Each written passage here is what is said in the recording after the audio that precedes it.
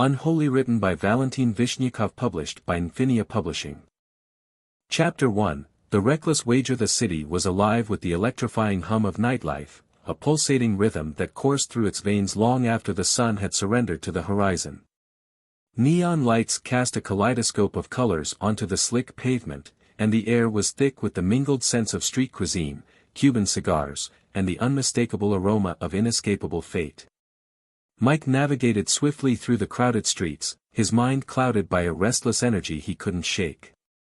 He had spent the day grappling with the monotony of his job, the ceaseless grind that offered little in the way of satisfaction or escape. Tonight, he sought diversion, something to break the cycle, to inject a thrill into the otherwise predictable pattern of his life. He found himself drawn to an alleyway he didn't recognize, its entrance framed by flickering lanterns that seemed out of place among the modern facades. At the end of the alley stood a door, unmarked except for an ornate knocker shaped like a serpent consuming its own tail. Compelled by curiosity and a reckless desire for adventure, Mike pushed it open. Inside was a dimly lit parlor that exuded an air of old-world elegance. Velvet drapes lined the walls, and crystal chandeliers cast a warm glow over richly adorned furnishings. The patrons were a peculiar mix, some dressed in attire reminiscent of bygone eras, others in sharp suits that screamed wealth and power. A waiter appeared at his side as if from nowhere. "Welcome, sir. May I offer you a drink?" "Whiskey, neat," Mike replied, his eyes scanning the room. He felt out of place yet invigorated, as though he'd stumbled upon a hidden world. As he sipped his drink, he noticed a figure seated alone at a table in the corner. The man was impeccably dressed in a three-piece suit of deep charcoal, a crimson pocket square providing a stark contrast. His features were sharp, almost ageless, with eyes that seemed to hold 1,000 secrets. The man's gaze met Mike's, and he offered a slight nod. An unspoken invitation. Mike approached hesitantly. "Mind if I join you?" "By all means," the man replied, his voice smooth and resonant. "I am the merchant." "And you are?" "Mike." "Pleasure to meet you, Mike. What brings you to our humble establishment?" "Just exploring," Mike said with a casual shrug, though he felt anything but casual. "Looking for something different?" "A seeker of new experiences," the merchant mused. "I admire that." On the table between them lay an exquisite deck of cards, the edges gilded in gold. The merchant noticed Mike's gaze. "Do you play?" "A bit," Mike admitted. "Mostly with friends. Nothing serious." "Perhaps you'd indulge me in a game?" the merchant suggested, his eyes gleaming. Mike hesitated. There was something both alluring and unsettling about the merchant. But the lure of the unknown was too strong. "Sure. What do you have in mind?" "A simple game of chance," the merchant said, shuffling the cards with deft fingers. "High stakes make it more interesting, don't you think?" "Depends on the stakes," Mike replied cautiously. The merchant smiled. "Let's say we start modestly and see where fortune takes us." They began to play, and Mike quickly realized that the merchant was no ordinary opponent. His moves were calculated, his strategy impeccable. Yet, Mike held his own, winning a few hands and gaining a semblance of confidence.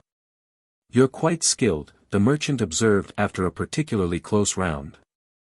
"Lucky, more like," Mike said, though he couldn't deny the thrill coursing through him. "Luck favors the bold," the merchant countered. He leaned forward slightly. "Shall we raise the stakes?" Mike felt a surge of adrenaline. "What did you have in mind?" The merchant's smile widened ever so slightly. "Something truly valuable. A wager that carries weight." Mike laughed nervously. "I don't have much. Just the cash in my wallet."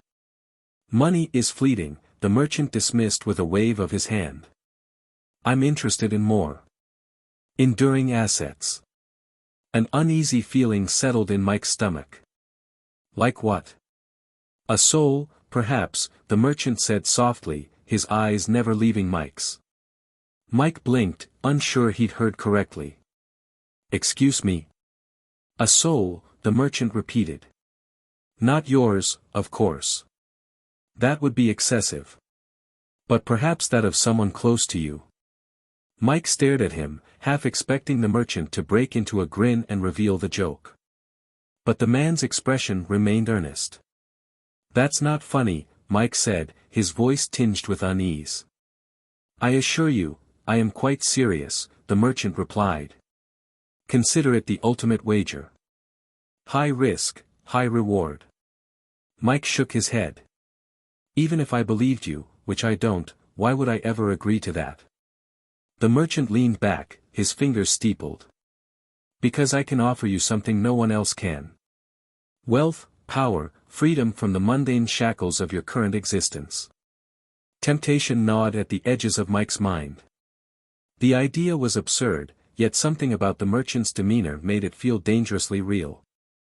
Assuming I entertained this notion, whose soul would I even wager?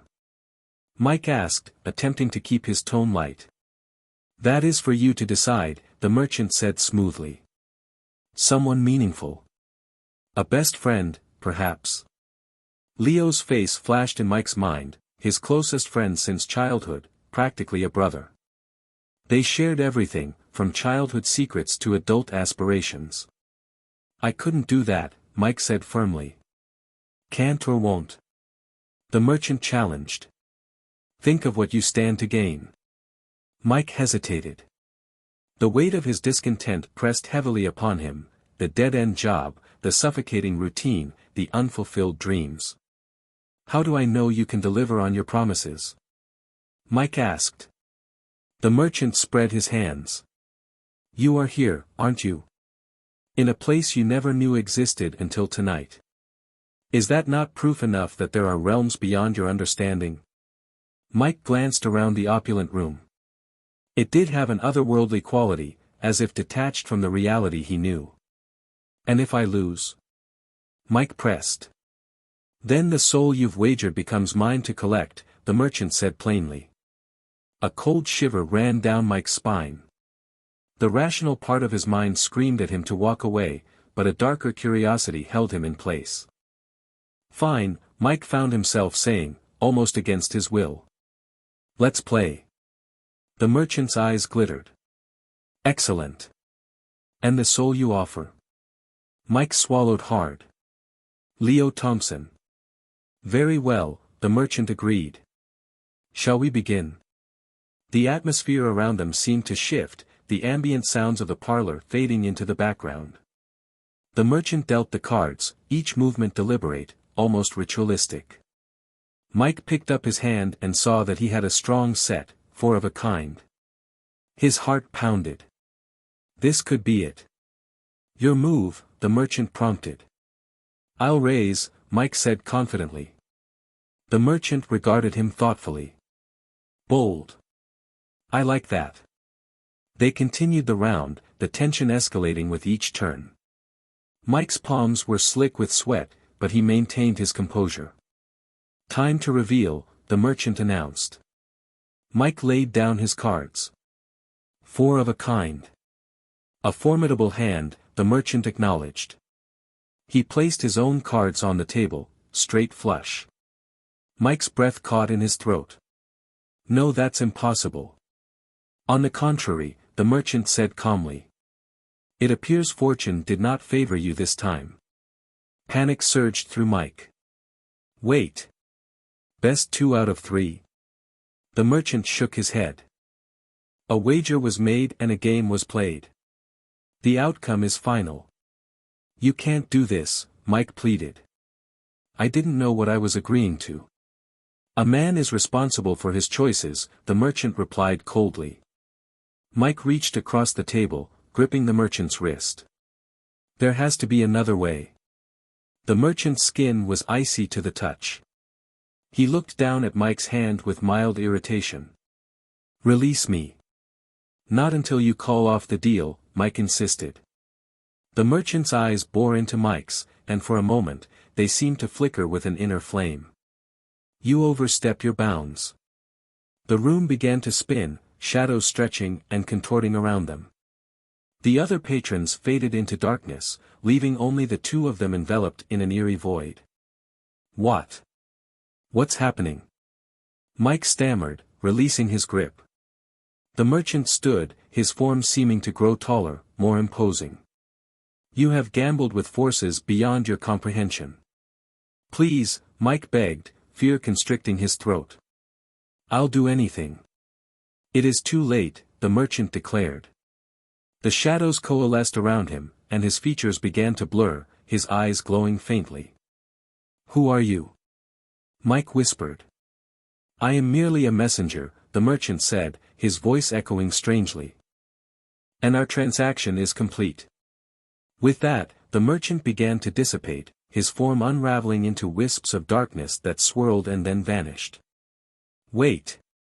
Mike shouted into the emptiness. No, silence answered him.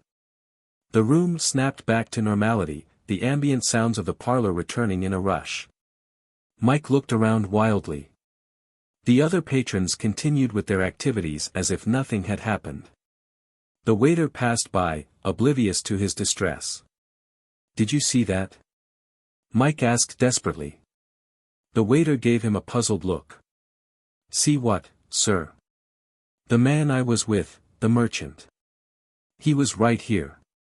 The waiter glanced at the empty chair across from Mike. I'm afraid you've been sitting alone. No, that's not possible, Mike insisted.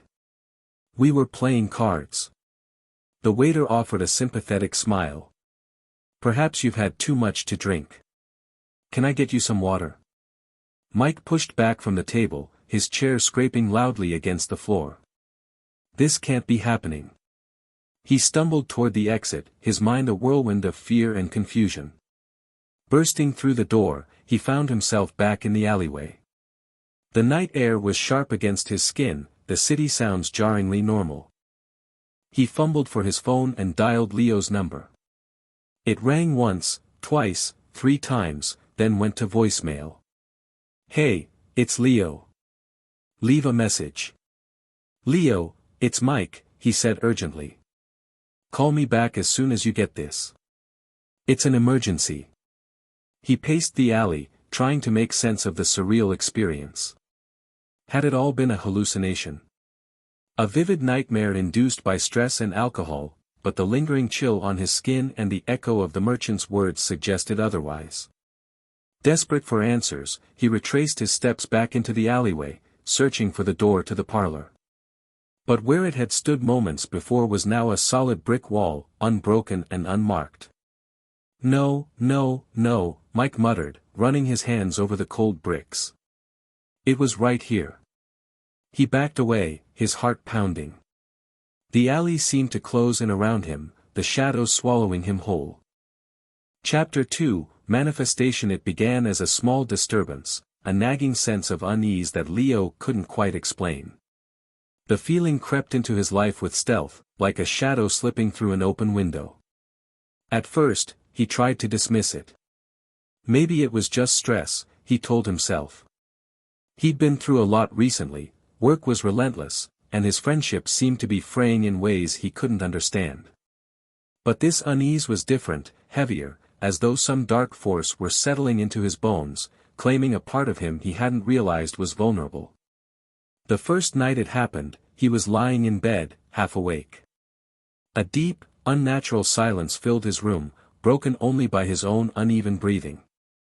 The darkness around him felt too thick, almost suffocating, pressing in on him.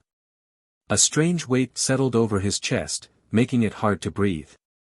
He opened his eyes, and for a moment, he thought he saw something, a shadow, large and formless, hovering in the corner of his room. He blinked, and it was gone. Leo shook his head, trying to convince himself that it had been a trick of the light. But the feeling lingered, clawing at him. Sleep came only in fragments that night, leaving him groggy and on edge by morning. Days passed, and each night, the sensation grew worse. He'd close his eyes, trying to drift off, but a gnawing dread would take hold of him. The room would seem to grow colder, the silence thickening, until he felt like he was drowning in it. He began to dread bedtime, putting off sleep until he was nearly too exhausted to keep his eyes open. But even then, when sleep finally claimed him, it brought no relief. The dreams began to seep into his mind, strange and terrible visions that felt as real as the bed beneath him. In his dreams, he would find himself standing in a void, a place of utter darkness, where even his own body seemed dim and indistinct. He felt exposed, alone, his heartbeat echoing through the silence. Then, they would appear. The first figure was an oppressive shadow, shifting and writhing at the edge of his vision. It was large, hulking, a dark presence that filled the air with a nauseating, crawling sensation. When it moved, it seemed to pulse, as though its form were made of something alive, something that twisted and undulated beneath its surface. Its eyes were hollow, reflecting nothing, yet they stared at him with a piercing hunger. Leo could feel its malice, a sickening sense of pleasure in his fear. The name Beelzebub drifted into his mind unbidden, and he felt a chill run down his spine. He didn't know where he'd heard it, but the name felt right, like an ancient, primal truth. The second figure was colder, more menacing. It stood taller than Beelzebub, and its presence was both regal and terrible, emanating a cold, calculating power. This figure didn't lurk in the shadows, it stepped forward, letting its piercing gaze fall directly on him. Its eyes held a ruthless intelligence, a judgment that cut through Leo, leaving him feeling stripped bare. This one felt less monstrous, but no less frightening, a being that saw all his flaws and reveled in them. The word Lucifer echoed in his mind, crisp and unforgiving. The figure looked at him with disdain, as though he were something unworthy, something pathetic. The weight of its stare was unbearable, as though it were stripping away his very soul, laying him bare to its unfeeling scrutiny. The third figure was the most unsettling of all. Unlike the others, it was not content to stand at a distance. It moved erratically, shifting in and out of focus, its form changing each time he tried to fix his gaze on it. This one seemed to find amusement in his terror, its shadowy grin twisted into something horrifyingly gleeful. Its energy was chaotic, dangerous, filled with a manic intensity that made his skin crawl. It darted around him, teasing, taunting, filling the air with an electricity that was both exhilarating and terrifying. The name, the Magician, slipped into his mind, and a wave of fear washed over him. This figure felt unpredictable, wild, a force of destruction that could not be reasoned with or understood. Each night, the trio grew closer, surrounding him, circling him like predators. He could feel their influence sinking into him, each one representing a different aspect of his torment. Beelzebub filled him with a nauseating resentment, a gnawing anger that he couldn't explain. Lucifer instilled a cold sense of superiority, a detached pride that made him feel isolated, alone. And the Magician brought with it a chaotic, reckless energy that urged him toward self-destruction, filling him with an unbearable restlessness. When he awoke, the dreams left him shaken, disoriented. But even as he tried to shake off their effects, the dread clung to him, lingering like a dark cloud. He found himself haunted by the trio's presence even during the day, their whispers filling his mind, their shadows flickering just beyond his vision. He began to see them everywhere, in reflections, in passing glances, in the corner of his eye. Shadows stretched in unnatural ways, taking on strange forms that disappeared the moment he turned his head. He was losing control, and he knew it. The fear, the anger, the strange sense of detachment, it was all growing, creeping into every part of him, taking root in his mind. His friends began to notice his change, but he pushed them away, too afraid to let them see what was happening to him. He didn't understand it himself. All he knew was that something dark was inside him now, something that wouldn't let go. Each night, as he lay in bed, he felt the trio waiting for him, lingering at the edges of his consciousness, whispering in voices he could almost understand. And each night, he felt himself slipping further, his grip on reality weakening, the line between his own thoughts and theirs beginning to blur. It was only a matter of time before they consumed him completely. As the days passed, Leo felt as though he were slipping further and further away from himself. The trio's influence grew stronger, weaving itself into his thoughts, corrupting them. His emotions began to feel less like his own, tinged with an alien bitterness, an anger that he couldn't explain. It was as if they were setting down roots within him, their dark influence spreading through his mind, entwining with his every thought. His dreams, once a reprieve from the harshness of the day, had become battlegrounds of torment. Every night, the darkness closed in faster, the trio materializing as soon as he drifted off. The void seemed darker, denser, as if their very presence was erasing what little light remained in him. In these dreams, Beelzebub's influence was the first to take hold, manifesting as a gnawing bitterness that seemed to originate from deep within his chest. In the waking world, this bitterness was subtle, almost imperceptible, a small spark that flared only occasionally. But in the dreamscape, that spark became a blazing fire. He felt anger surging through him, boiling and consuming, aimed at everyone around him. People he had once trusted, loved even, now appeared in his mind as intruders, nuisances. He saw their faces twisted, their eyes judging him, dismissing him. And every time he reached out to confront them, Beelzebub's voice would echo in his mind, urging him to give in to the rage, to let it consume him. The resentment spilled into his waking life. Friends who had once been a source of comfort became objects of irritation. Simple conversations felt strained, his patience growing thinner with each passing day. His sister, Ava, was the first to notice. She'd always been close to him, perceptive to his moods, but now her gentle questions, her quiet concern, only served to irritate him. She'd ask if he was feeling all right, her tone filled with worry, but her words grated on him, igniting a spark of anger that felt disproportionate, alien. One evening, as they sat in his apartment, Ava reached out, placing a hand on his shoulder. Her touch, once familiar and comforting, felt intrusive, suffocating. "Leo, I'm worried about you," she said softly. "You're not yourself lately. You seem distant. Angry." He shrugged her hand off, a scowl twisting his features. "I don't need you psychoanalyzing me, Ava. I'm fine." Her expression faltered, hurt flashing in her eyes. "I'm not trying to analyze you. I just want to help." "Well, maybe you could help by minding your own business," he snapped, his voice colder than he'd intended. Ava recoiled, the hurt on her face deepening. She opened her mouth to speak, then closed it, her gaze dropping to the floor. After a long moment, she stood, her voice barely a whisper. "I don't know what's happening to you, Leo, but this isn't who you are." Her words stung, piercing through the haze of anger. But as soon as she left, that cold satisfaction crept back in, filling him with a twisted sense of relief. He didn't need her pity or her concern. He didn't need anyone.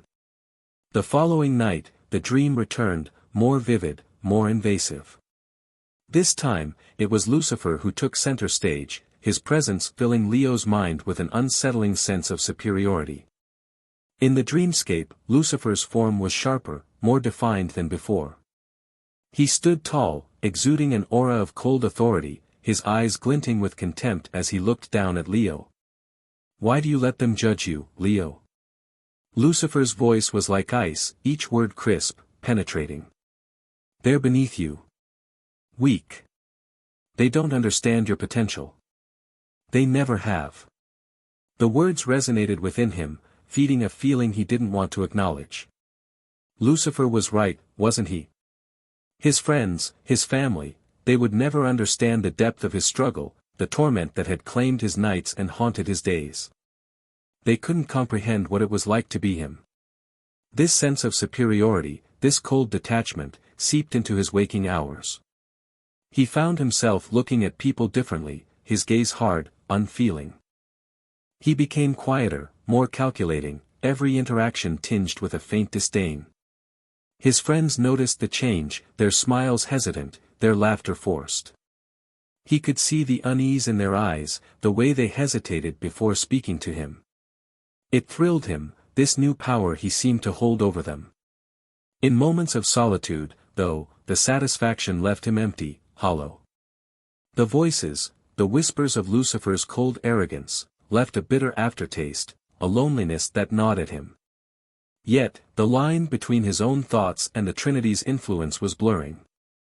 Each day, it became harder to tell where he ended and they began. It was the magician's influence, though, that frightened him most. Unlike Beelzebub's anger and Lucifer's disdain, the magician brought with it a chaotic, feverish energy, a reckless impulse that felt like it would tear him apart. The magician's voice was wild, filled with manic glee, urging him to act without thought, to abandon all restraint. Its energy was infectious, filling him with an insatiable need for risk, a thrill that both exhilarated and terrified him. One night, unable to bear the restless dread any longer, he left his apartment, wandering the city streets with no destination in mind. The magician's voice pulsed in his mind, urging him forward, filling him with a strange, reckless freedom. The streets were nearly empty, shadows stretching across the pavement, flickering under the streetlights. Leo felt a strange sense of liberation, as though he were leaving behind the chains of his life, embracing something darker, something untethered. He found himself outside a dive bar he'd never seen before, a grimy, dimly lit place tucked away in a narrow alley. The sign flickered above the door, casting an eerie, neon glow that bathed the entrance in sickly red light. He stepped inside, the smell of stale beer and cigarettes filling his nostrils, the low hum of conversations buzzing around him like static. He ordered a drink, then another, each sip blurring the edges of his fear, dulling the relentless dread that had plagued him. The magician's influence felt stronger with every swallow, urging him to let go, to embrace the chaos, to give in to the darkness within him. As the night wore on, he found himself talking to strangers, laughing louder than he had in weeks, his mind a haze of alcohol and adrenaline.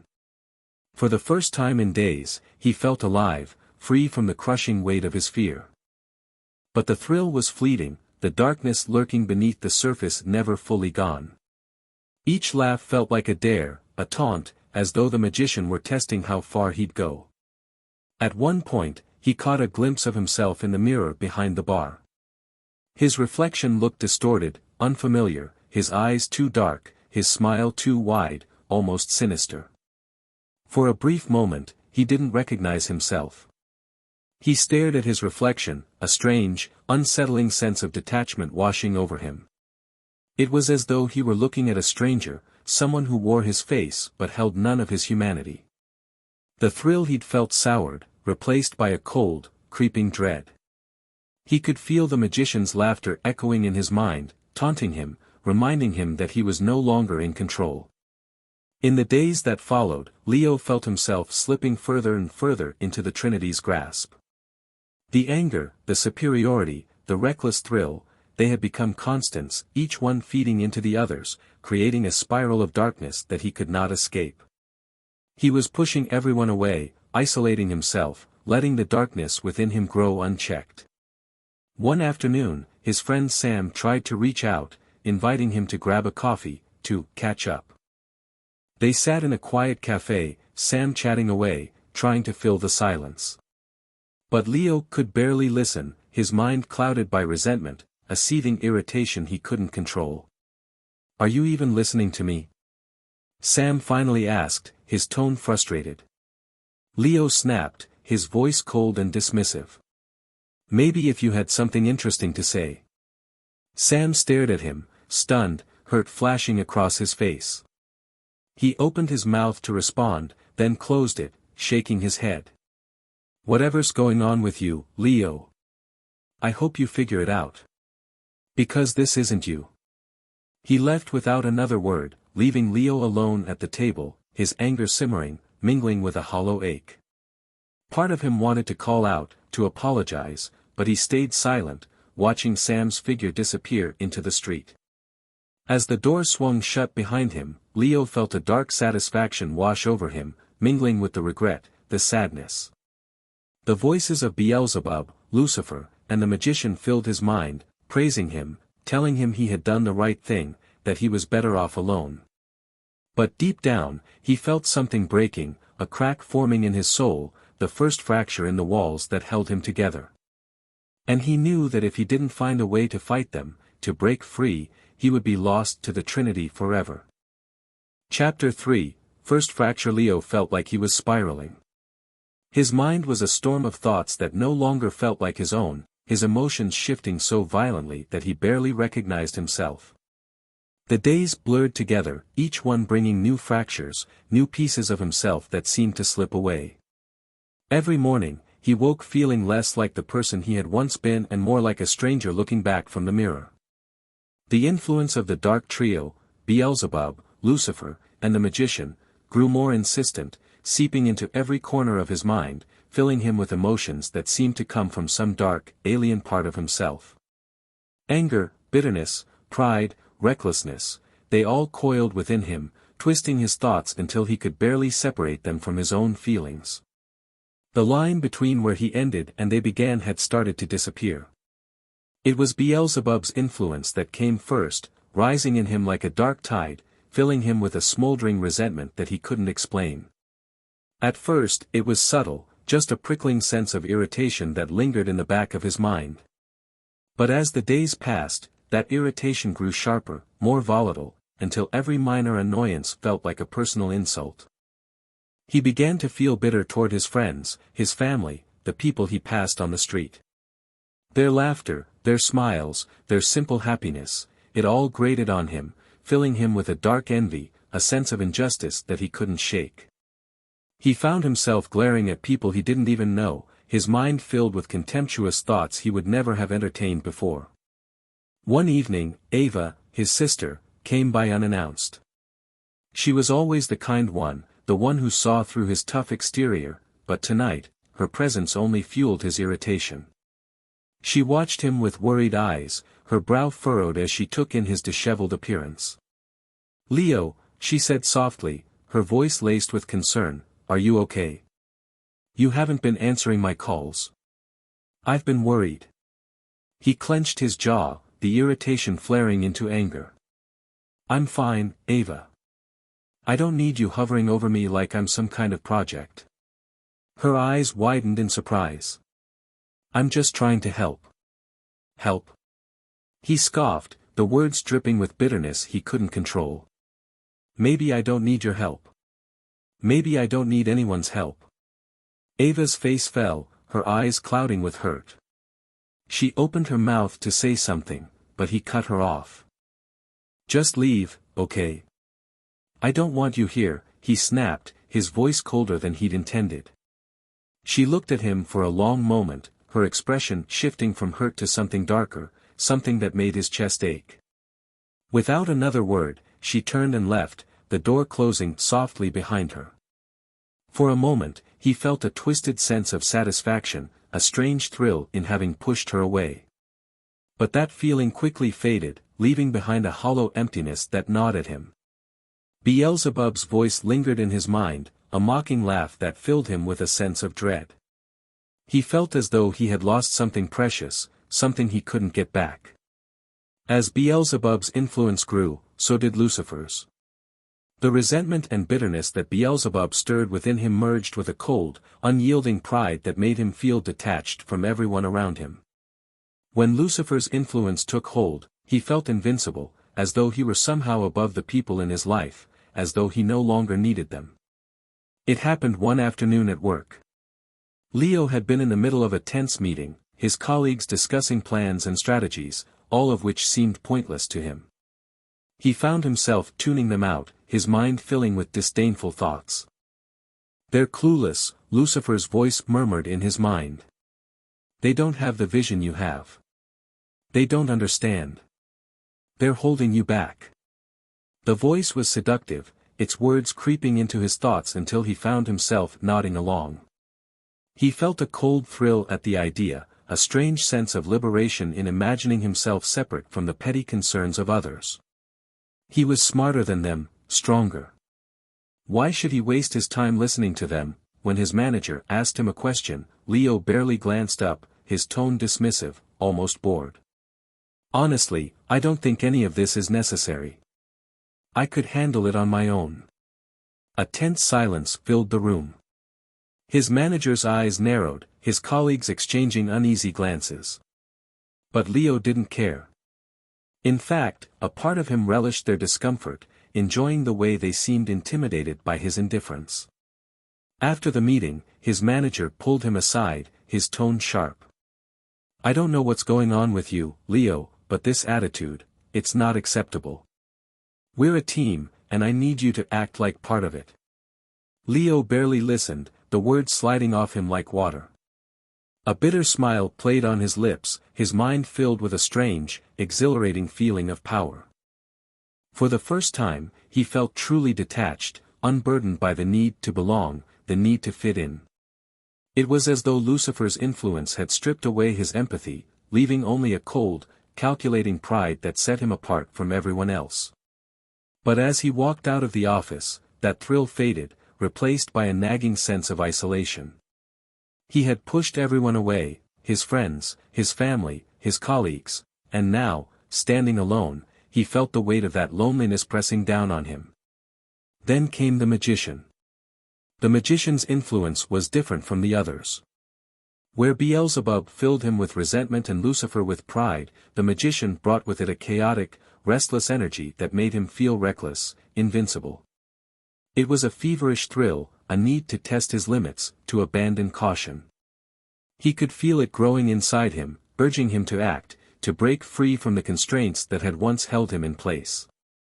One night, unable to bear the suffocating restlessness any longer, he found himself in his car, speeding down the empty city streets. The magician's voice was a wild laughter in his mind, urging him to go faster, to push himself to the edge. "Nothing can touch you, Leo. You're unstoppable. Show them all." He pressed down on the gas pedal, the speedometer climbing as the city blurred around him. The world outside the window was a smear of lights and shadows, his own heartbeat pounding in his ears.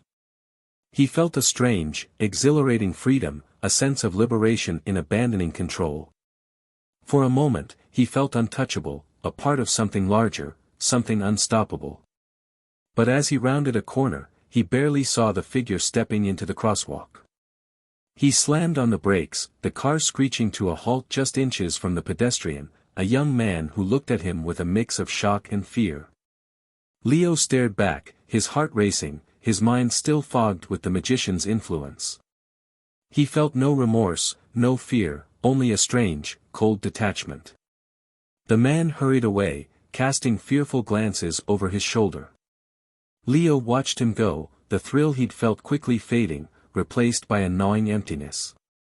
The magician's laughter echoed in his mind, mocking him, reminding him that he had crossed a line, that he was no longer in control. In the days that followed, Leo felt himself breaking apart, each part of him claimed by a different influence, a different piece of the Trinity. Beelzebub's anger, Lucifer's pride, the magician's recklessness, they had woven themselves into him, fragmenting his mind, distorting his sense of self. He could feel his own thoughts slipping away, replaced by darker, more sinister voices that urged him to act on impulses he barely recognized as his own. One evening, as he sat alone in his apartment, he caught a glimpse of himself in the mirror.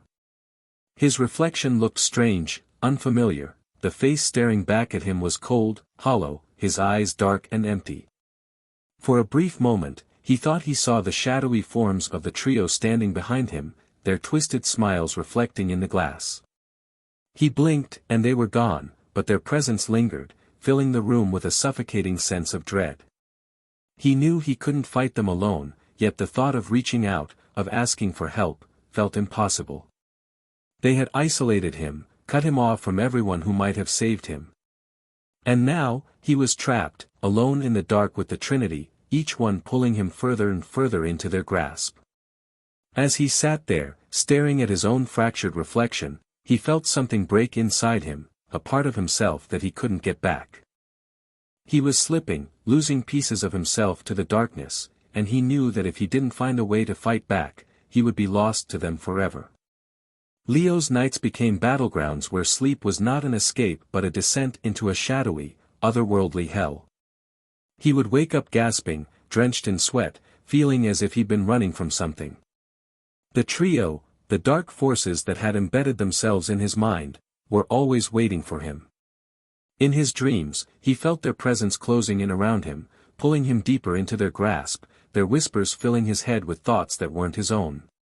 But now, it wasn't just his dreams. Their influence had started to bleed into his waking life. He could feel it in the bitterness that flared up without warning, the flashes of anger that seemed to explode from nowhere, coloring his thoughts in shades of malice he'd never known before. Beelzebub's influence was insidious, a subtle but constant pressure that fed on his frustrations, twisting them into resentment and disgust.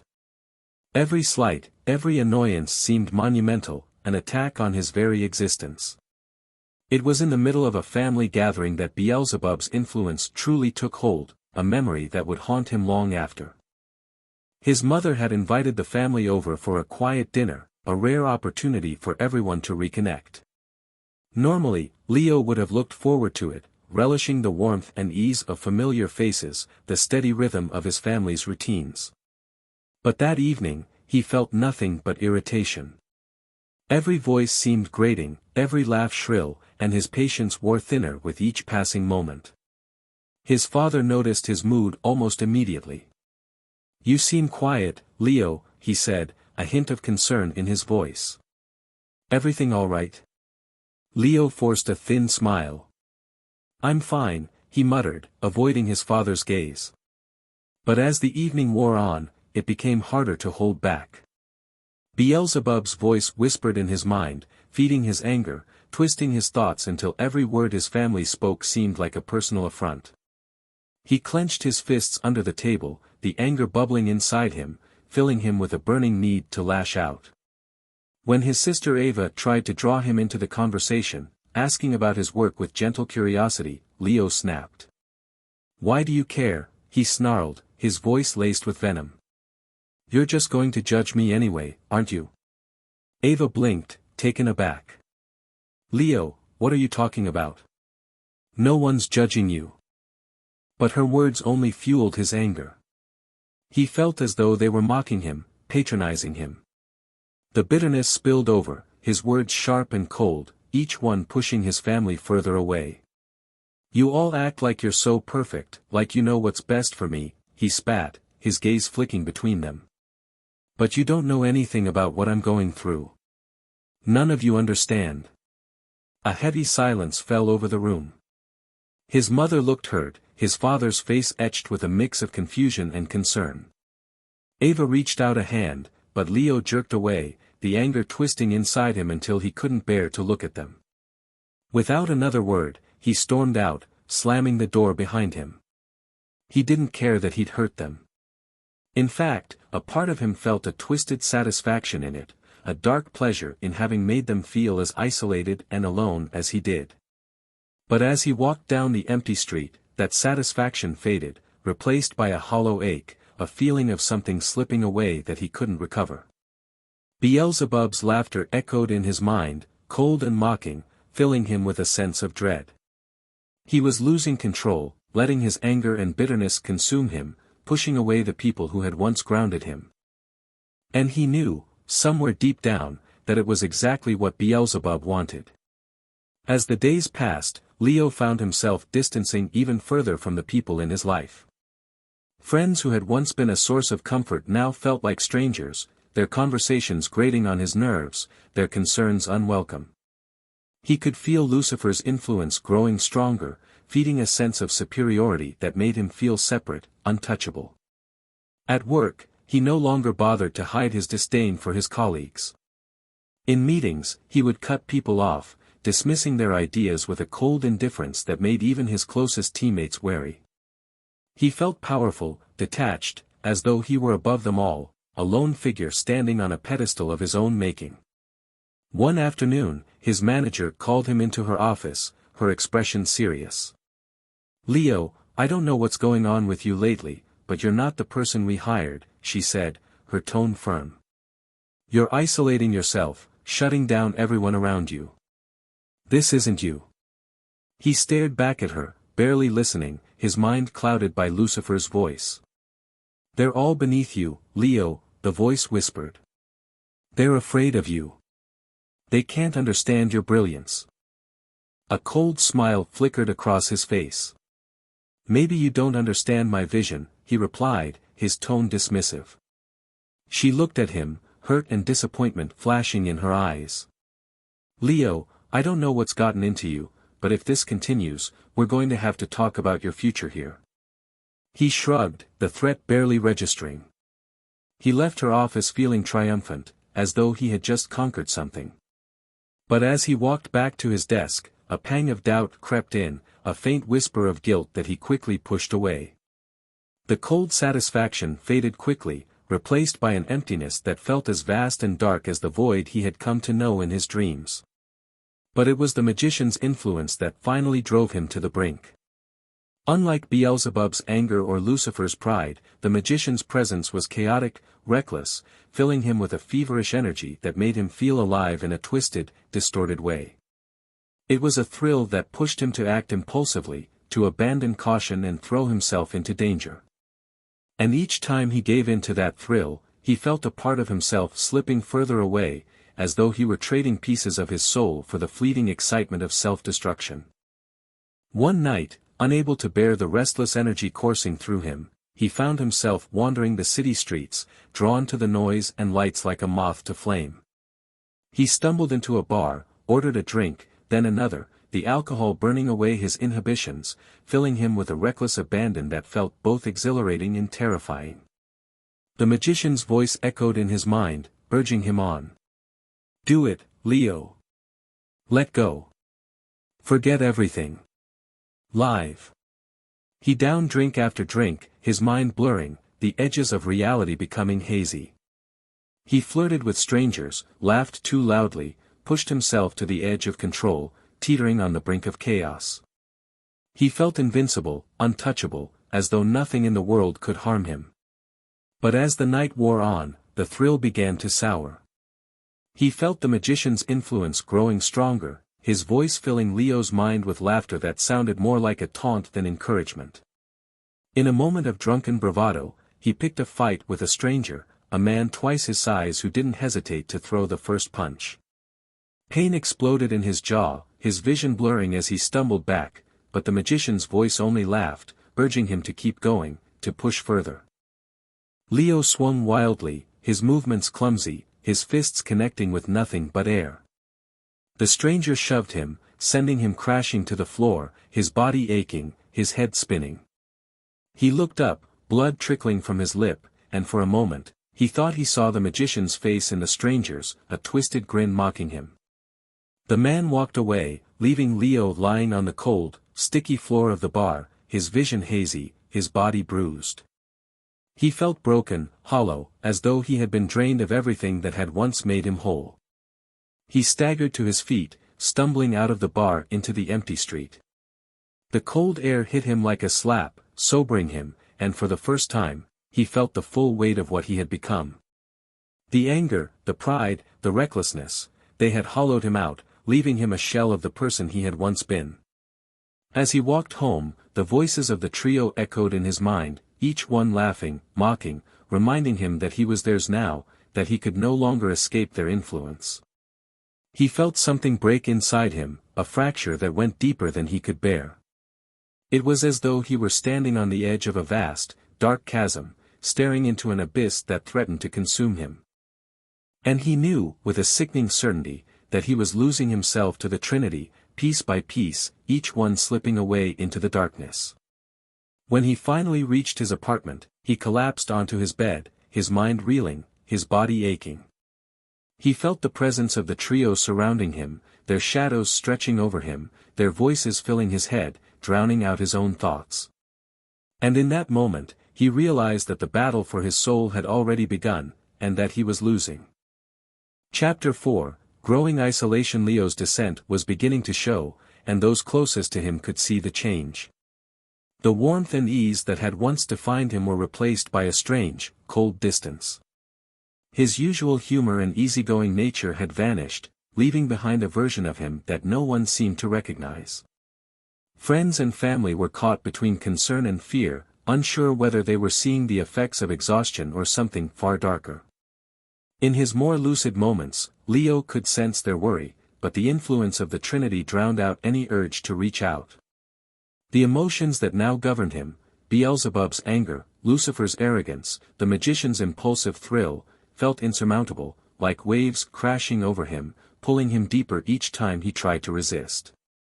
He could feel their presence even in his waking hours, their shadows lurking at the edges of his vision, whispers that flickered just beyond hearing. The loneliness was excruciating. Yet, each attempt to connect, to seek comfort from others, only seemed to strengthen the Trinity's hold on him. The tension with his family grew steadily worse. Ava, his sister, was no longer reaching out as she once had. After he had coldly dismissed her concerns, she began to avoid him, her usual warmth replaced by guarded hesitation. At family dinners, she'd keep her distance, her gaze cautious, as though she feared he might snap at any moment. Even their parents, who had always looked to Leo as the strong one, were beginning to mirror her behavior, unsure how to approach him. One evening, he sat at the dinner table, eyes fixed on his untouched plate as his family tried to make small talk around him. He felt their glances, heard the subtle shifts in their voices whenever they addressed him. In their eyes, he saw confusion, worry, and worse, fear. They were afraid of him. The thought would have devastated him before, but now, with the influence of the Trinity churning inside him, he felt only irritation. He resented their pity, their concern. It felt like an insult, a sign that they thought him weak. Halfway through dinner, he stood abruptly, the chair scraping against the floor as he pushed it back. "Where are you going?" his mother asked, her voice soft, laced with worry.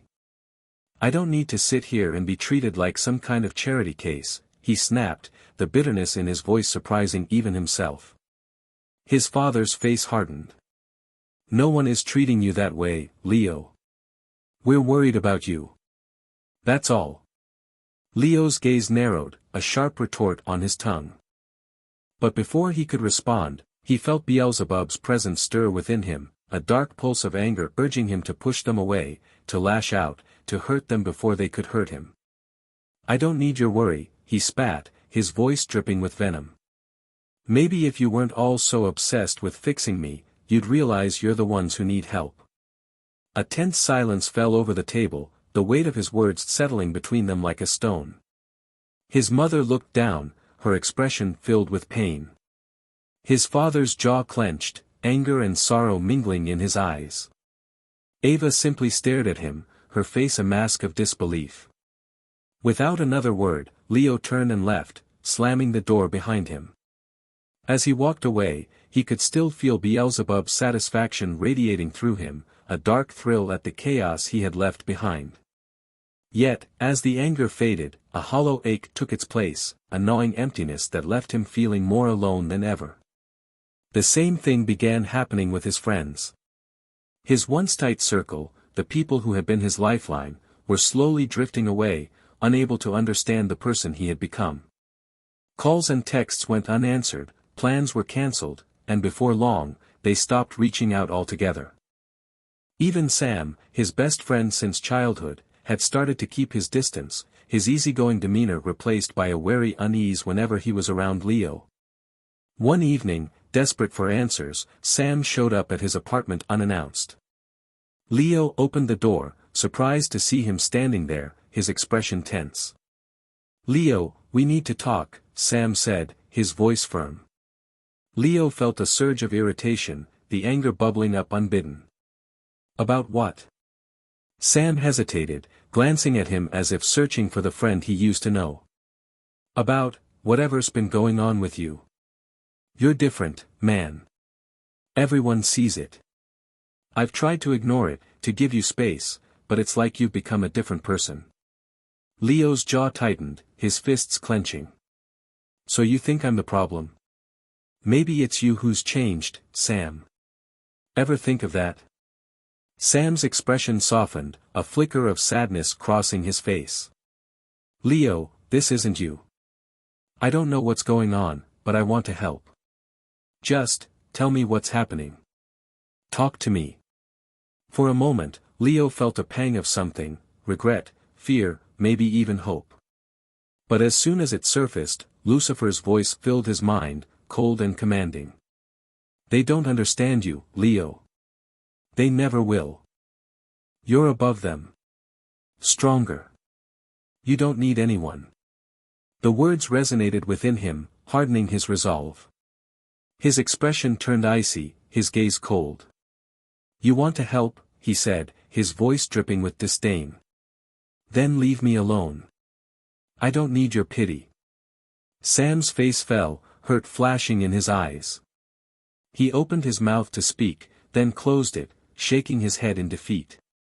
Fine, he murmured, his voice barely above a whisper. If that's what you want. He left without another word, the door closing softly behind him. Leo watched him go, his heart pounding, his mind a storm of conflicting emotions. Part of him wanted to run after Sam, to explain, to tell him everything.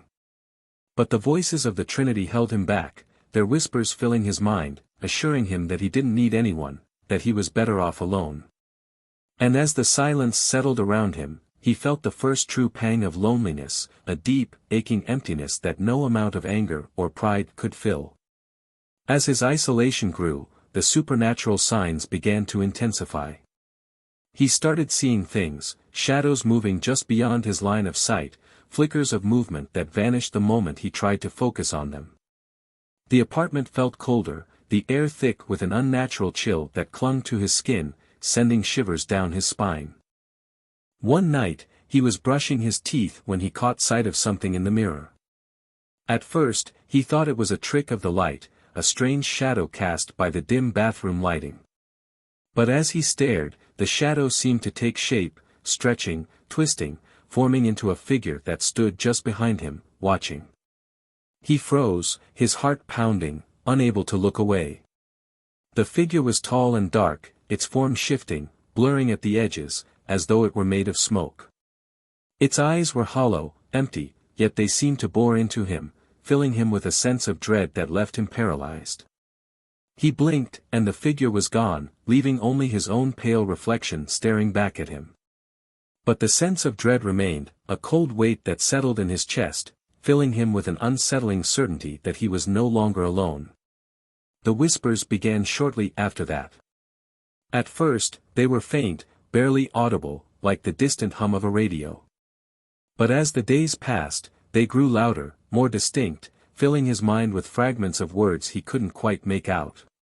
Sometimes they sounded like voices he recognized, Ava, Sam, his parents, softly calling his name, urging him to come back, to fight whatever was consuming him.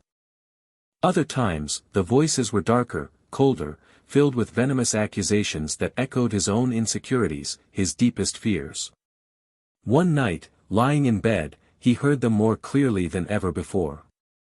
They were close, as though they were right beside him, whispering directly into his ear. "You're nothing without us," one voice hissed, dripping with malice.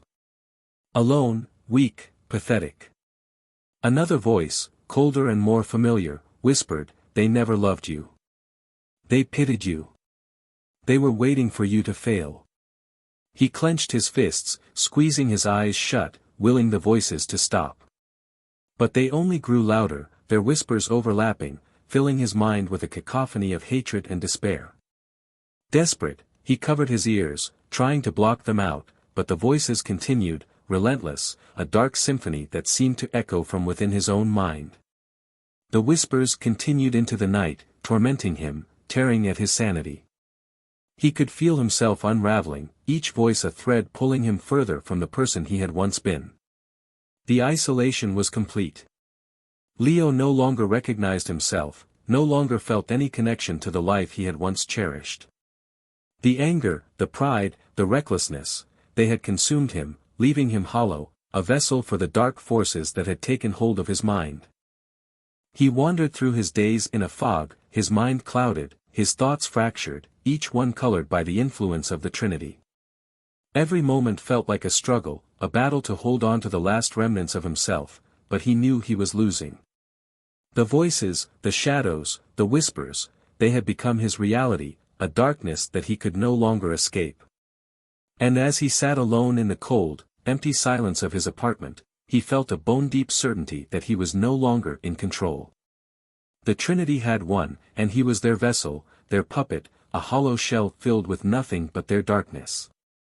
He closed his eyes, his mind a fractured mess of thoughts and emotions, the last pieces of his soul slipping away into the void.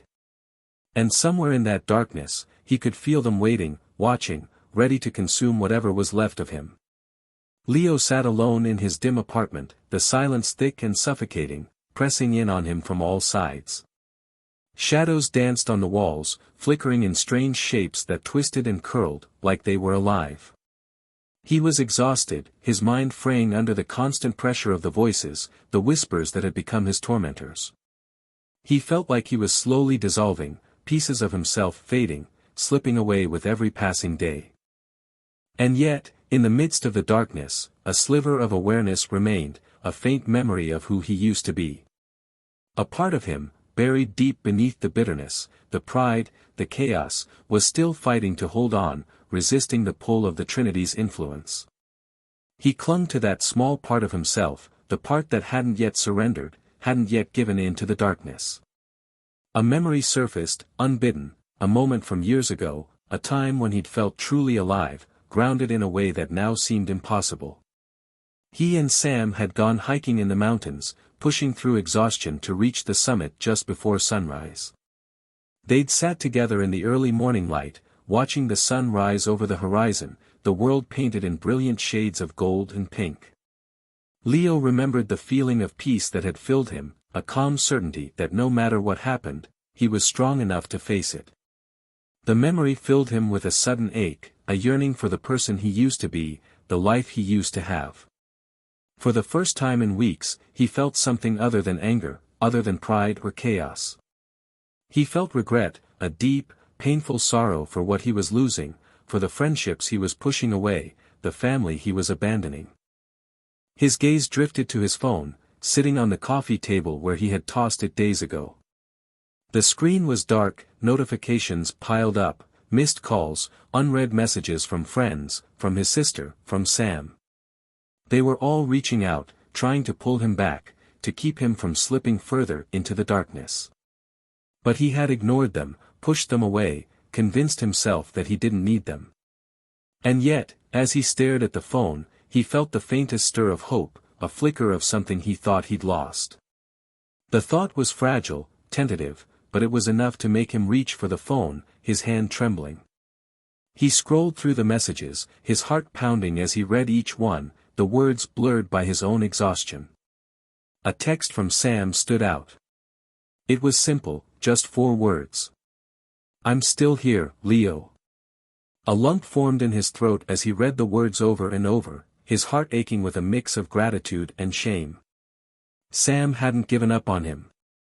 Despite everything, despite the anger, the distance, Sam was still there, waiting, willing to help if Leo would just reach out.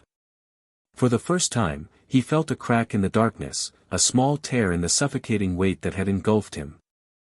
It was faint, barely more than a whisper, but it was there, a glimmer of hope, a reminder that he wasn't alone, that he didn't have to face this on his own. He took a shaky breath, clutching the phone in his hand, his mind racing. The Trinity's voices still lingered, whispering, mocking him, urging him to ignore the message, to let go, to give in to the darkness. But he clung to that small spark, that faint glimmer of hope, refusing to let it go. Maybe, he thought, there was still a way back. Maybe he hadn't lost himself completely. And as he sat there in the dim light of his apartment, the shadows receding ever so slightly, he knew that he had to try, if not for himself, then for the people who hadn't given up on him. Chapter 5, Mike's guilt. Leo had spent the night staring at his phone, replaying Sam's message over and over in his mind. "I'm still here, Leo." The words felt like a lifeline, a thin thread tying him to something real, something outside the suffocating influence of the Trinity. But each time he considered reaching out, Beelzebub's sneering voice echoed in his mind, drowning out the spark of hope with resentment, reminding him of his bitterness and anger, urging him to let it fester. The battle raged inside him, the Trinity's influence strong, its presence clinging to him like a thick fog. And yet, a part of him clung to that small reminder of who he used to be, the person his friends and family remembered. For the first time in weeks, he wanted to break free. But he couldn't do it alone. He needed answers. And he knew exactly where to start. The next day, Leo found himself standing outside Mike's apartment, his mind a storm of conflicting emotions. He hadn't seen Mike since that night, the night when Mike had admitted to his reckless wager, to gambling away Leo's very soul in a moment of selfish impulse. Leo had tried to bury the memory, to push it away, but now, standing outside Mike's door, the anger and betrayal came flooding back, hot and bitter. He took a deep breath, clenching his fists, trying to keep his emotions under control. He needed answers, and Mike was the only one who could give them to him. He knocked on the door, his heart pounding in his chest, each second that passed feeling like an eternity. The door opened, and there was Mike, looking almost as haggard as Leo felt. His eyes were shadowed, his face pale, and when he saw Leo standing there, his expression flickered with guilt and something that looked like fear. "Leo," Mike said, his voice barely above a whisper. I didn't expect to see you." Leo pushed past him, stepping into the apartment without waiting for an invitation. He heard the door close softly behind him, the quiet click echoing through the silence. He turned to face Mike, his gaze hard, determined. "We need to talk," Leo said, his voice cold, the anger simmering beneath the surface. Mike swallowed, avoiding Leo's gaze. I know." They stood in silence for a moment, neither one willing to break the tension that hung between them. Finally, Leo took a step forward, his hands clenched at his sides. "You told me you gambled away my soul," he said, each word sharp and controlled. "But you never told me why. You never told me who that man was, the merchant you made the deal with." Mike flinched, looking down, his face pale. I don't know exactly who he was," he said, his voice trembling. "He called himself a merchant, but there was something wrong about him. It was like he knew things about me, things he shouldn't have known." Leo's gaze didn't waver. "And you thought that gambling with him was a good idea?" Mike's shoulders sagged, guilt etched deeply into his features. "I was drunk, Leo. And stupid. I didn't think it was real. I thought it was just some party trick, some sick joke." He took a shaky breath, his voice barely a whisper. "But then I lost. And," he looked at me, with this smile that felt like ice. He said, "The price is your friend's soul." And before I could say anything, he was gone. Leo felt a chill run down his spine, the pieces of the puzzle starting to come together in his mind. The merchant wasn't just some ordinary con artist. He was something else, something darker. And he had taken Leo's soul as if it were just a token, a prize to be claimed. "Did he say anything else?" Leo asked, his voice tense. "Anything that could help me understand what's happening to me?" Mike hesitated, glancing away. He said that you would feel the weight of the Trinity." His voice dropped to a whisper. I didn't know what it meant at the time. But now, Leo clenched his jaw, his mind racing. The Trinity. He'd seen them in his dreams, the dark trio who had taken hold of his mind, each one a twisted manifestation of his fears, his insecurities, his darkest impulses. Beelzebub's anger, Lucifer's pride, the magician's chaotic energy, they were the Trinity, and they had claimed him as their own. A sense of helplessness washed over him, mixing with his anger and resentment. He wanted to scream, to rage at Mike, to make him feel the pain and fear that he had inflicted. But he knew that wouldn't change anything. The damage was done, and now he was left to pick up the pieces of his shattered life. Taking a deep breath, he steadied himself, pushing down the anger that threatened to consume him. "Is there anything else you know?" he asked, his voice hard. "Anything that could help me get my soul back?" Mike looked at him, his eyes filled with regret. "I've tried to find answers, Leo. I've been looking into everything, books, forums, anything that might help. But, this isn't something I understand. It's beyond me. Leo clenched his fists, frustration gnawing at him. He had hoped, somehow, that Mike would have something, some clue that could lead him to a solution. But it was clear that Mike was as lost as he was, a prisoner of his own guilt and regret. They sat in silence, the weight of everything that had happened hanging between them. Finally, Mike spoke, his voice barely a whisper. There might be someone who can help, he said, his gaze fixed on the floor. I met someone while I was searching for answers. She's a mystic. She knows things that most people wouldn't believe. She might know more about this, about the Trinity. Leo looked at him, a faint spark of hope igniting in his chest. Where can I find her? Mike hesitated, then scribbled an address on a piece of paper, handing it to Leo with a shaky hand. Be careful, Leo. I don't know what you'll find there. Anne. I'm sorry. For everything. Leo took the paper, his gaze hard. Sorry isn't enough, Mike. But if you really want to make this right, then help me fix this. Mike nodded, guilt and sorrow etched into his features. I will. Whatever it takes. Without another word, Leo turned and left, the address clutched tightly in his hand. As he stepped out into the street, the wind whipped around him, cold and biting, but he felt a sense of purpose that had been missing for weeks. He was done letting the Trinity control him. If this mystic had answers, then he would find them, and he would do whatever it took to reclaim his soul. The address led him to the edge of the city, to a narrow alley shrouded in shadow. The building was old, its brick walls crumbling, the windows dark and lifeless. Leo hesitated, his pulse quickening, but he forced himself to step forward, his footsteps echoing in the silence.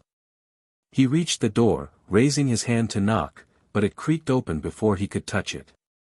A woman stood in the doorway, her eyes sharp and piercing, as though she had been expecting him. Leo, she said, her voice smooth, calm. I've been waiting for you. He swallowed, unnerved by her knowing gaze. Mike told me you might be able to help. The woman nodded, stepping aside to let him in. The room was dimly lit, filled with the scent of incense and herbs, shelves lined with ancient books and strange artifacts that seemed to watch him as he walked past. She gestured for him to sit, her expression unreadable. I know why you're here, she said, her voice soft but firm. The Trinity has taken hold of you. They feed off your pain, your fear, your anger. Each one represents a part of you, a darker impulse that they exploit. Leo clenched his fists, the memories of Beelzebub's anger, Lucifer's pride, and the magician's chaos flashing through his mind. Then how do I get rid of them? He asked, his voice rough with desperation. The mystic studied him, her gaze intense. Banishing them will not be easy. The Trinity does not let go of its prey without a fight. But there is a way, a game of sorts, a ritual that could sever their hold on you. However, it is dangerous. The risks are, beyond what most would dare. Leo felt a surge of determination, his mind racing. Tell me what I have to do. She hesitated, as though weighing the weight of her words. This ritual will force you to confront each member of the Trinity directly. You will be brought to the edge of your darkest impulses, faced with your deepest fears. And if you fail, they will consume you entirely. The weight of her words settled over him, filling him with a bone-deep fear. But beneath that fear was a burning resolve, a need to reclaim his life, his soul. I'll do it, he said, his voice steady. The mystic nodded, her expression somber. Then prepare yourself, Leo. This journey will not be easy. The Trinity will fight to keep you. But if you succeed, you may just reclaim your soul. As he left her home, her words echoed in his mind, filling him with a strange mix of fear and hope.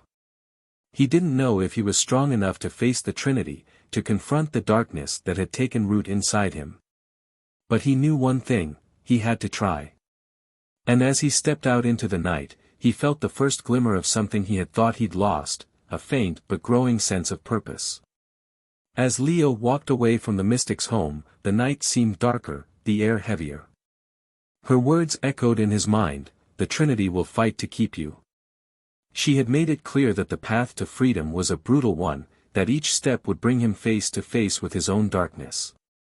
But Leo felt something in him harden. He wasn't the same person who had stumbled into her doorway, grasping at fragile threads of hope. He was prepared to fight. When he arrived home, he found himself scrolling through the messages on his phone once again, landing on Sam's message, "I'm still here, Leo." The simple words gave him a sense of strength, a reminder that he was not entirely alone. He wanted to reply, to explain everything, but how could he tell Sam about the Trinity? About the forces that had hollowed him out and left him a shell of his former self? It would only pull Sam into danger, and Leo couldn't bear the thought. The guilt he felt for pushing Sam, and everyone else, away gnawed at him, sharp and unforgiving.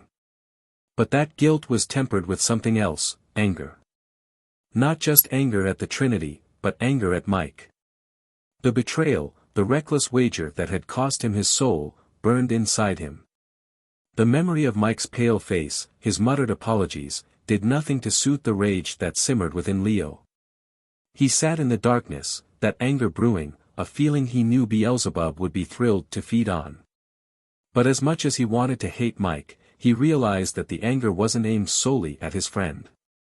He hated what he had become, the person he was slowly losing, the part of himself that the Trinity was devouring day by day. Leo closed his eyes, forcing himself to breathe, to steady the storm of emotions raging inside him. This was exactly what the Trinity wanted, to keep him lost in anger, to deepen his resentment, to drive him further away from everyone who still cared. He could almost feel Beelzebub's laughter, the insidious presence feeding off his rage, urging him to let it consume him. But Leo pushed back, forcing himself to think of Sam, of Ava, of the people who hadn't given up on him. He would face the Trinity, confront every dark impulse, every piece of himself they'd corrupted. For his family, for his friends, and for himself. The ritual would be dangerous, he could feel the fear coiling in his chest, the doubt creeping in. But as the mystic had said, this was his only way out. He had lost too much to let the Trinity consume him completely. With renewed resolve, Leo picked up his phone and typed out a single message to Sam. "I'm going to fix this. I promise." He didn't expect a reply. But within seconds, his phone buzzed, Sam's response lighting up the screen. "Whatever it takes, I'm here.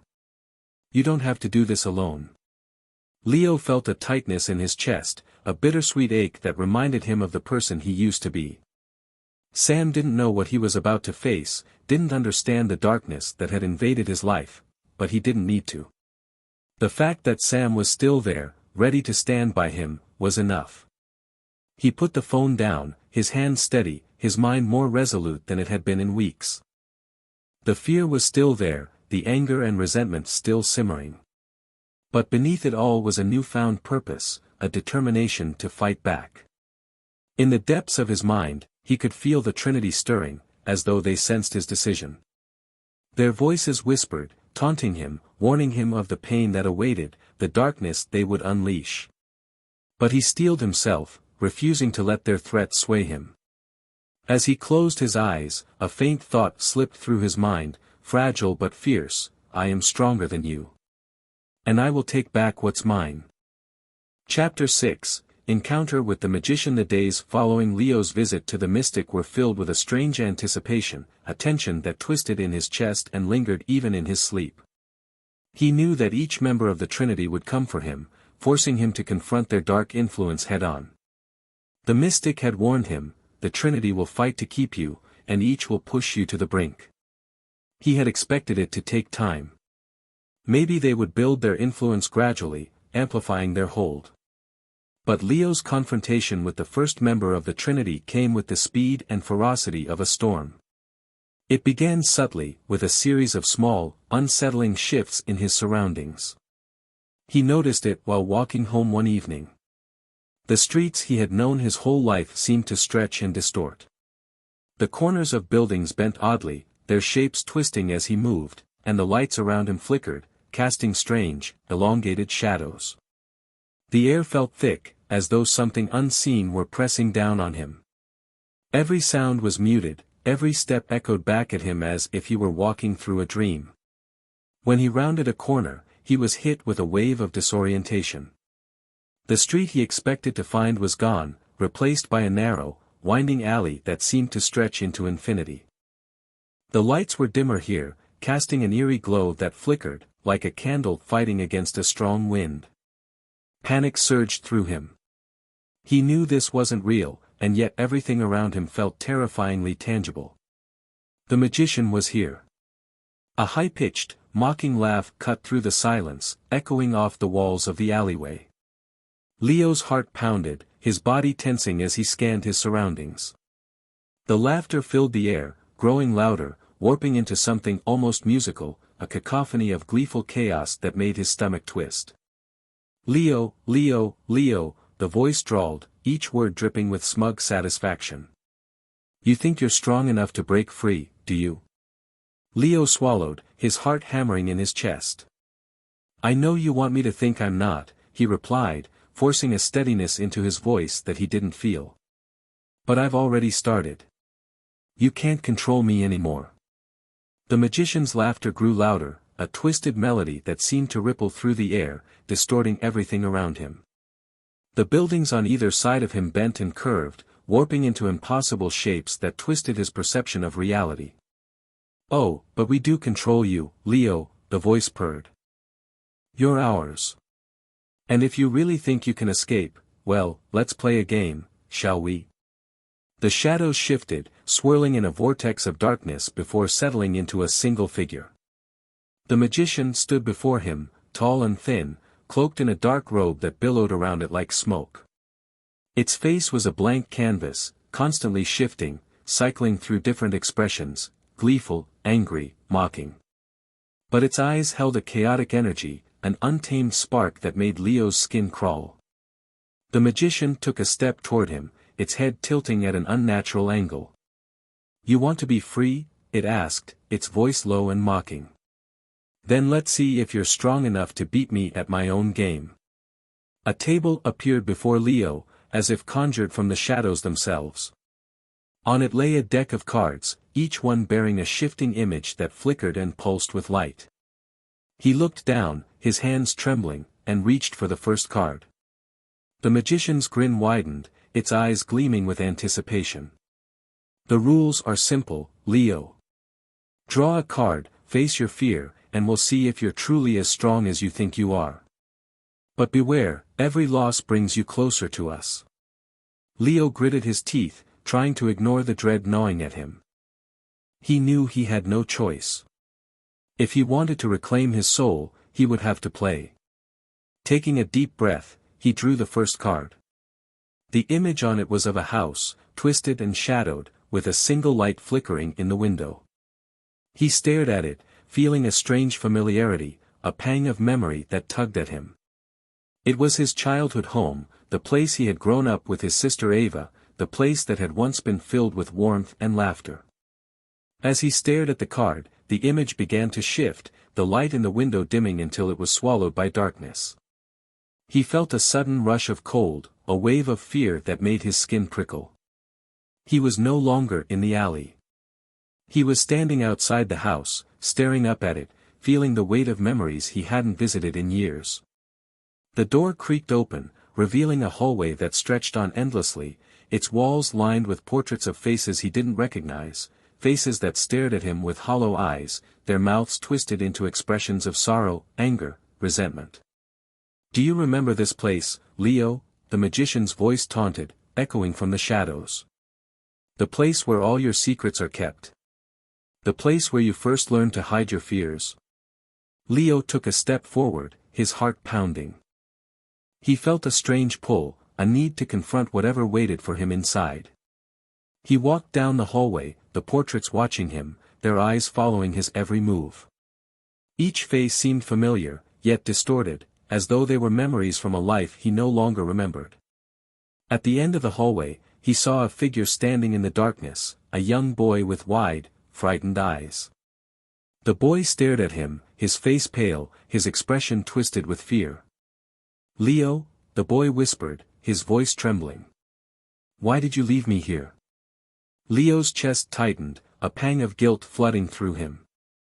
He recognized the boy. It was himself, a younger version, a memory of a time he had buried deep, a moment of weakness and fear that he had tried to forget. The magician's laughter filled the air, a mocking sound that made his skin crawl. "Oh, poor little Leo," it sneered. "So afraid, so vulnerable. You've spent your whole life hiding, haven't you? Running from your fears, burying them, pretending they don't exist." Leo clenched his fists, anger flaring in him. "I'm not afraid of you," he said, his voice shaking with the effort to sound strong. The magician's grin widened, its eyes gleaming with malice. "Oh, but you are. You're terrified, Leo. You're afraid of losing, of failing, of being left alone.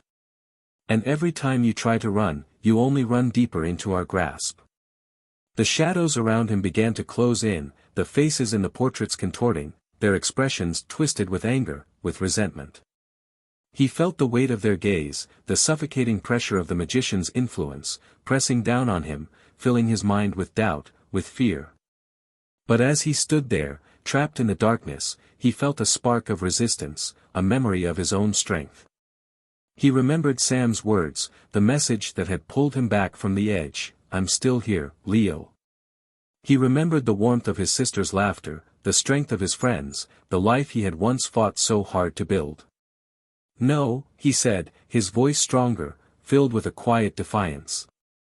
"I'm not afraid of you. Not anymore." The darkness wavered, the faces in the portraits flickering, their expressions softening, their eyes losing their malice. The magician's grin faltered, a flicker of frustration crossing its face. Leo took a step forward, his gaze fixed on the younger version of himself, the boy who had once been so afraid, so vulnerable. He knelt down, meeting the boy's gaze, a gentle resolve in his eyes. "It's okay," he whispered. "You're not alone. You're not weak. And we're going to get through this." The boy stared at him, his wide eyes filling with a glimmer of hope. Slowly, he nodded, the fear fading from his face, replaced by a quiet strength. The shadows around them began to recede, the hallway brightening, the portraits returning to their original forms, smiling faces, familiar and warm. The magician let out a low hiss, its form flickering, its grin twisting into a sneer. "You think you've won? This is only the beginning. You can't escape us, Leo. We're a part of you now." Leo straightened, his gaze steady, unyielding. "You may be a part of me, but you don't control me. Not anymore." The magician's form wavered, its cloak billowing as though caught in a strong wind. Its eyes gleamed with fury, its voice a low, menacing whisper. "We'll see about that, Leo. We'll see how long your defiance lasts." With a final, mocking laugh, the magician vanished, the shadows dissipating, leaving Leo standing alone in the empty hallway. He felt a strange calm settle over him, a sense of clarity that he hadn't felt in weeks. He had faced the magician, confronted his fears, and emerged with his resolve intact. It was a small victory, but it was a victory nonetheless, a step toward reclaiming his soul, toward breaking free from the Trinity's grasp. As he walked back down the hallway, he felt the weight of the magician's influence lifting, the shadows receding, the warmth of his memories filling him with a renewed strength. He knew that the battle was far from over, that the Trinity would come for him again, each one pushing him further, testing his resolve. But for the first time, he felt a glimmer of hope, a reminder that he wasn't as powerless as they wanted him to believe. When he returned to the real world, he found himself standing in his own apartment, the shadows gone, the room filled with a quiet, peaceful stillness. He took a deep breath, feeling the strength of his own will, the determination that had carried him through the magician's trial. He had won the first round. But he knew that Beelzebub and Lucifer were waiting, watching, ready to test him in ways that would cut even deeper. The path ahead was dark, treacherous, but he was ready. The Trinity may have bound itself to him, but Leo was prepared to break those chains, one by one, no matter how much it took. Chapter 7, Seeking help. In the days that followed, Leo felt the weight of his decisions pressing down on him. The magician's influence had left him shaken, its chaotic presence pulling him dangerously close to the edge. He knew that the Trinity's influence was only growing stronger, and with each encounter, he felt his control slipping further from his grasp. His anger, his pride, his darkest impulses, all of it was being used against him, twisted and magnified by the entities that had invaded his soul. After his near fall from the bridge, he knew one thing for certain: he couldn't face this alone. He found Mike sitting on a bench in the park, staring out at the empty field, his face etched with worry and fatigue. Despite their recent conflicts, Mike had stayed close, his guilt and loyalty pushing him to remain by Leo's side even as the darkness within Leo drove them apart. When Leo approached, Mike looked up, surprise flickering across his face, but he quickly masked it with a cautious smile. "Hey," Leo said, his voice hesitant. "Can I sit?" Mike nodded, and they sat in silence for a long moment, the weight of everything that had happened hanging between them. "I'm sorry, Mike," Leo said quietly. "For pushing you away." "For everything." Mike's expression softened, a mixture of relief and understanding in his gaze. "Leo, I know you're going through something that none of us can understand. I don't blame you. I just want to help." Leo took a deep breath, the fear and shame swirling within him. "There's more to this than I've told you. It's not just in my mind, Mike. It's real. These entities, they're feeding on me, twisting me into something I don't recognize." Mike's face paled slightly, but he didn't pull away. Instead, he placed a steady hand on Leo's shoulder. "Then let's figure out how to get rid of them. There's someone who might be able to help, a mystic," Leo said. "She told me about a ritual, a way to weaken their hold. But it's dangerous.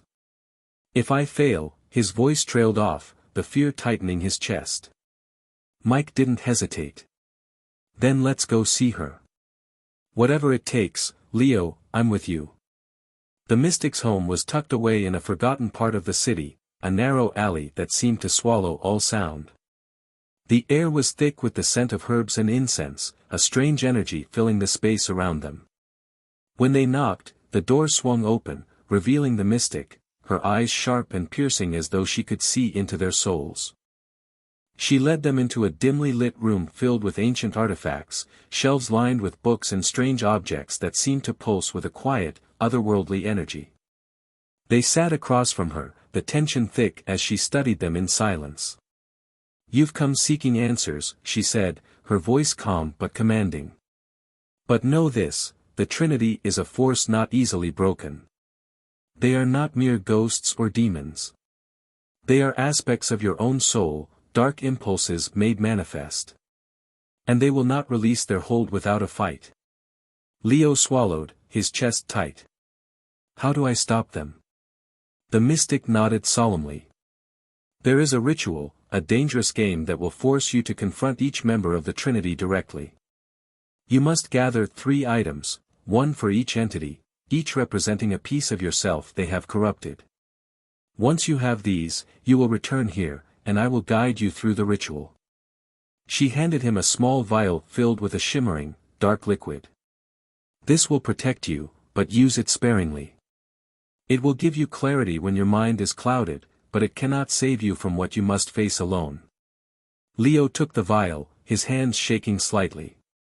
He glanced at Mike, who nodded, his gaze steady, his support unwavering. "Remember," the mystic said, her gaze intense. "The Trinity will test every part of you. They will force you to face your darkest fears, your deepest desires. You will need strength beyond what you have ever known." As they left, Leo felt the weight of the journey ahead settling over him. The Trinity would not let go easily, and he knew the battle to come would be his greatest challenge yet. But he wasn't alone. For now, that was enough. Chapter 8, Lucifer's Pride. In the days following his encounter with the magician, Leo felt a new, colder influence settling into his mind, a presence more calculated, powerful, and ruthlessly intelligent than anything he'd felt before. It began as a quiet whisper, a suggestion barely audible amid the noise of his thoughts. But it quickly grew, insinuating itself into every corner of his mind, filling him with a sharp, biting clarity and a sense of power that felt both foreign and exhilarating. The magician had forced him into chaos, pulling him into dangerous, impulsive decisions, but this was different.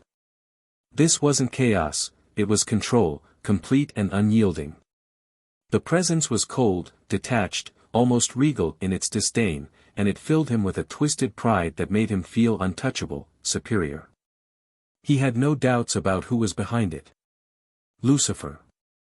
The first time Leo felt Lucifer's influence surface was in a casual conversation with Mike, who had started to spend more time at his apartment, trying to make amends for his mistake.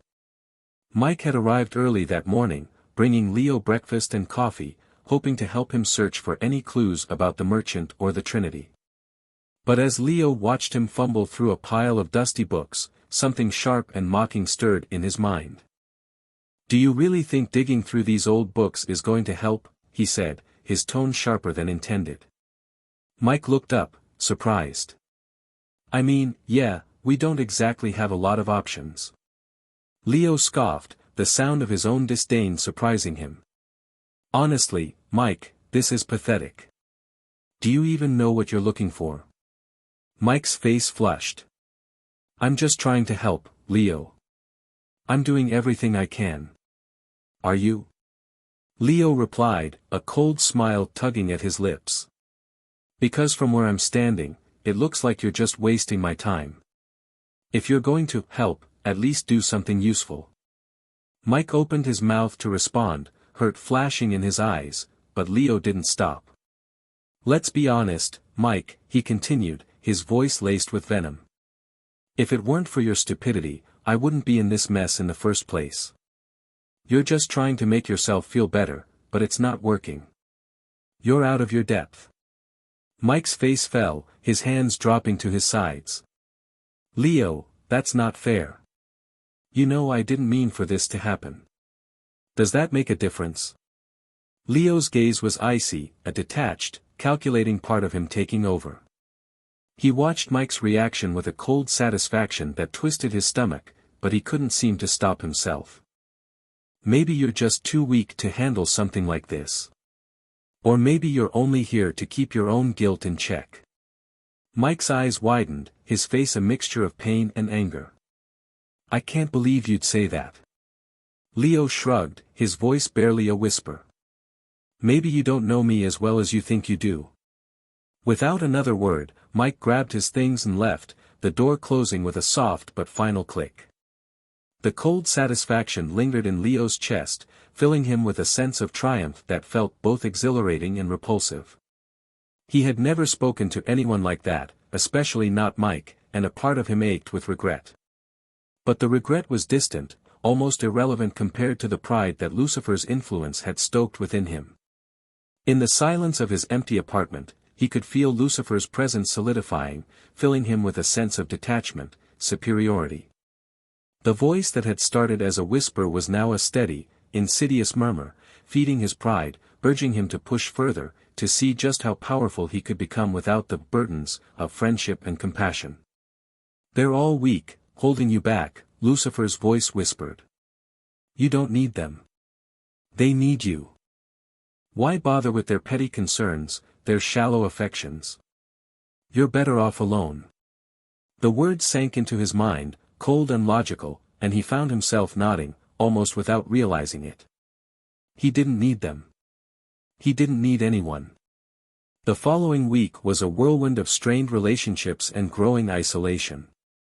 Everywhere Leo went, he found himself looking at people differently, with a cool detachment that made even his closest friends seem small, insignificant.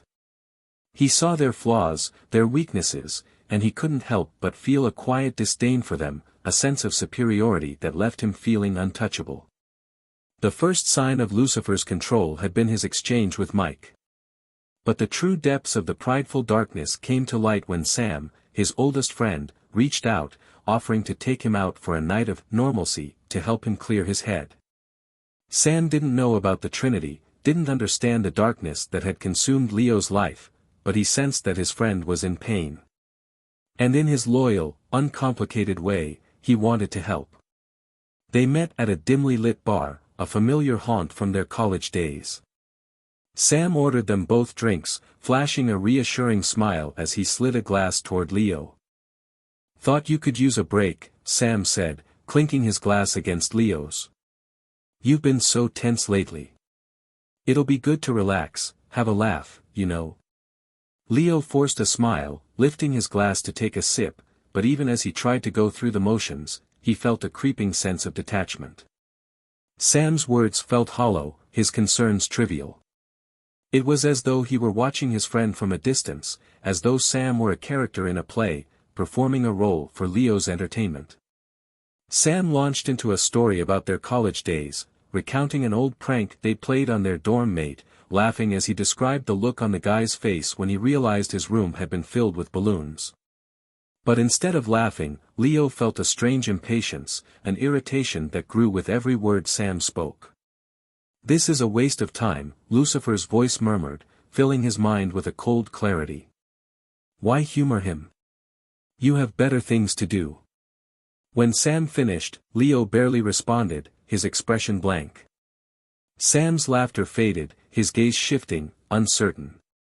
"Leo? Are you even listening?" "Honestly, Sam," Leo said, his voice as sharp as a knife. "Do you ever get tired of being so small-minded?" Sam's face fell, his eyes widening in shock. What are you talking about?" "All these stories, these pointless little memories." Leo leaned back, a cruel smile tugging at his lips. "They're meaningless. Do you really think I have time to waste on balloons and pranks?" Sam stared at him, hurt and confusion clouding his gaze. "Leo, what's going on with you? This isn't you." "Oh, isn't it?" Leo's voice was low, mocking. "Maybe this is who I am, Sam. Maybe you've just never paid close enough attention to see it." Sam shook his head, disbelief etched into his features. You're acting like someone else. Like someone who doesn't even care about the people who care about him." The words hit Leo like a slap, momentarily cutting through the fog of pride that Lucifer had wrapped around him. He felt a pang of guilt, a flicker of the old Leo struggling to break free, to apologize, to repair the damage he had done. But Lucifer's voice surged, drowning out the remorse, replacing it with a cold certainty. "They're all holding you back," Lucifer murmured, his voice smooth and commanding. "If you cut them loose, you'll be stronger. Unburdened." And in that moment, Leo chose to listen. "I don't need anyone, Sam," he said, his voice chillingly calm. "Especially not someone who can't even see beyond his own limited view of the world. You think you're helping me? You're only holding me back." Sam's face twisted in hurt and disbelief, and for a moment, Leo felt a pang of regret. But he pushed it aside, savoring the cold power that Lucifer's influence gave him, the sense of control, of freedom from the weight of other people's emotions. Without another word, Sam turned and left, his footsteps fading into the distance, leaving Leo alone in the dim light of the bar. He watched his friend disappear, feeling a strange satisfaction settle in his chest, a quiet thrill that filled him with a sense of superiority, of detachment from the petty concerns of others. But as the hours passed, and the alcohol dulled his senses, a different feeling crept in, a hollow ache, a sense of something slipping away, something he couldn't name. It was as though he were watching his own life unravel, one thread at a time, and he was powerless to stop it. That night, alone in his apartment, Leo felt the full weight of Lucifer's influence settling over him. The satisfaction of his detachment was fading, replaced by a gnawing emptiness, a sense of isolation that chilled him to the bone. He had pushed away the people who mattered most, alienated those who had stood by him through everything, and now he was alone, trapped in a silence that felt as suffocating as it was cold. Lucifer's voice whispered in his mind, soft and insidious. "This is true power, Leo. The power to stand alone, unburdened, free from the weakness of others. But as the voice faded, a flicker of memory surfaced, a memory of Sam's loyalty, of Mike's friendship, of his sister's laughter, warm and bright.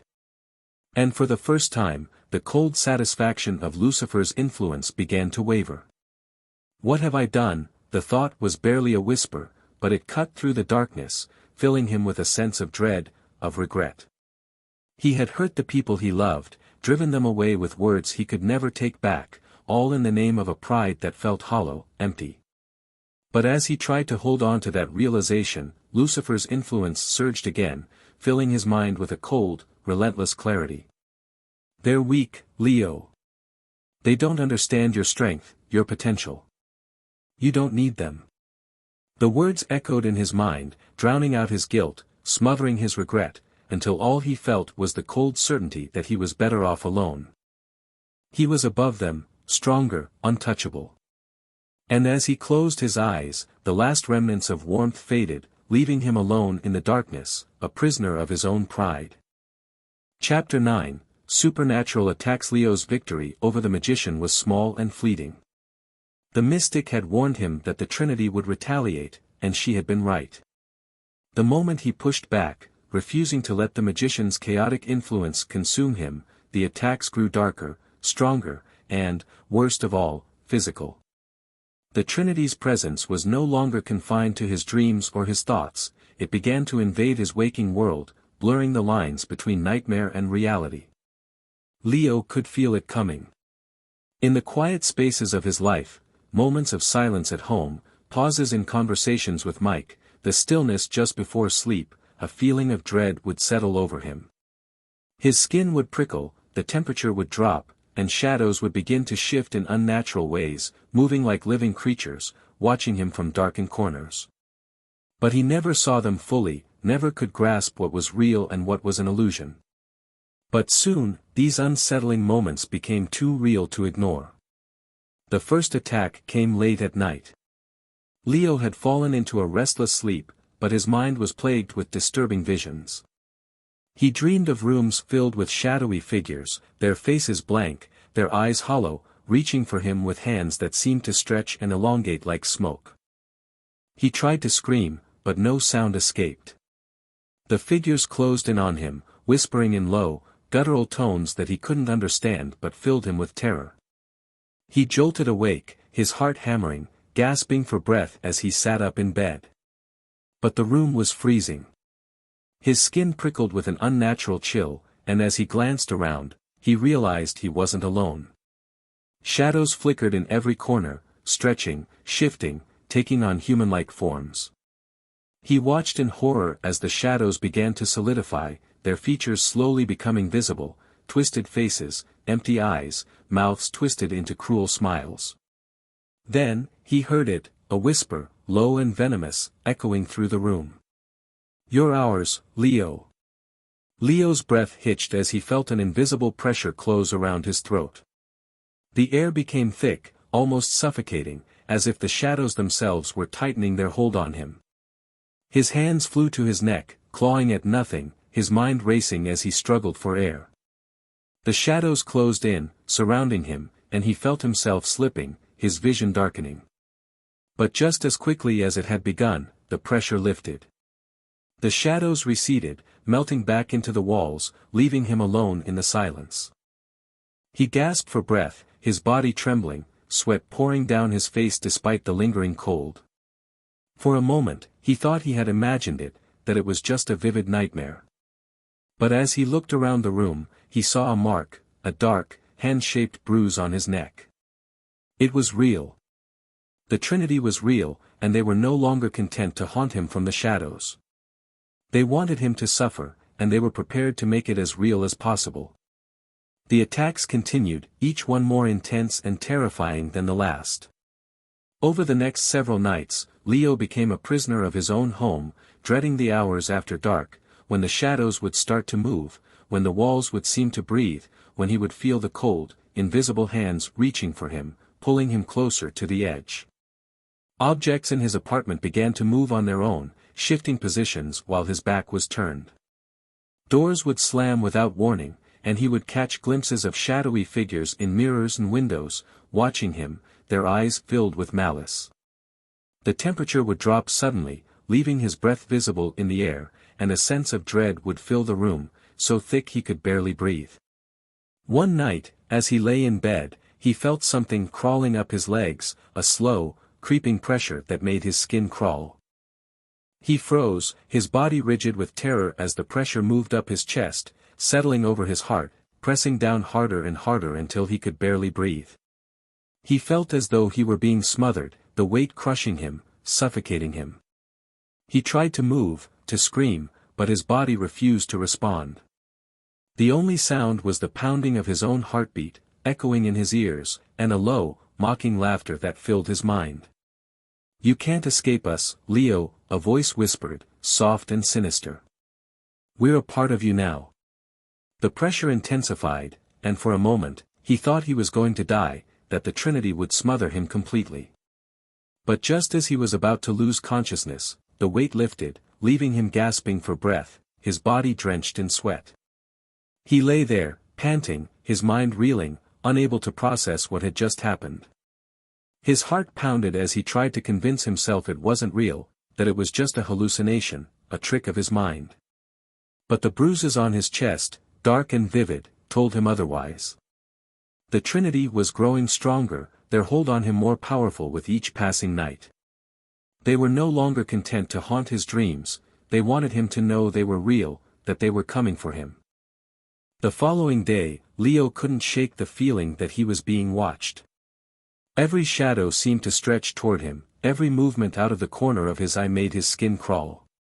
By now, he was a shell of his former self, pale, exhausted, his nerves stretched to their breaking point. He couldn't eat, couldn't sleep, and every sound, every flicker of movement, sent him into a state of panic.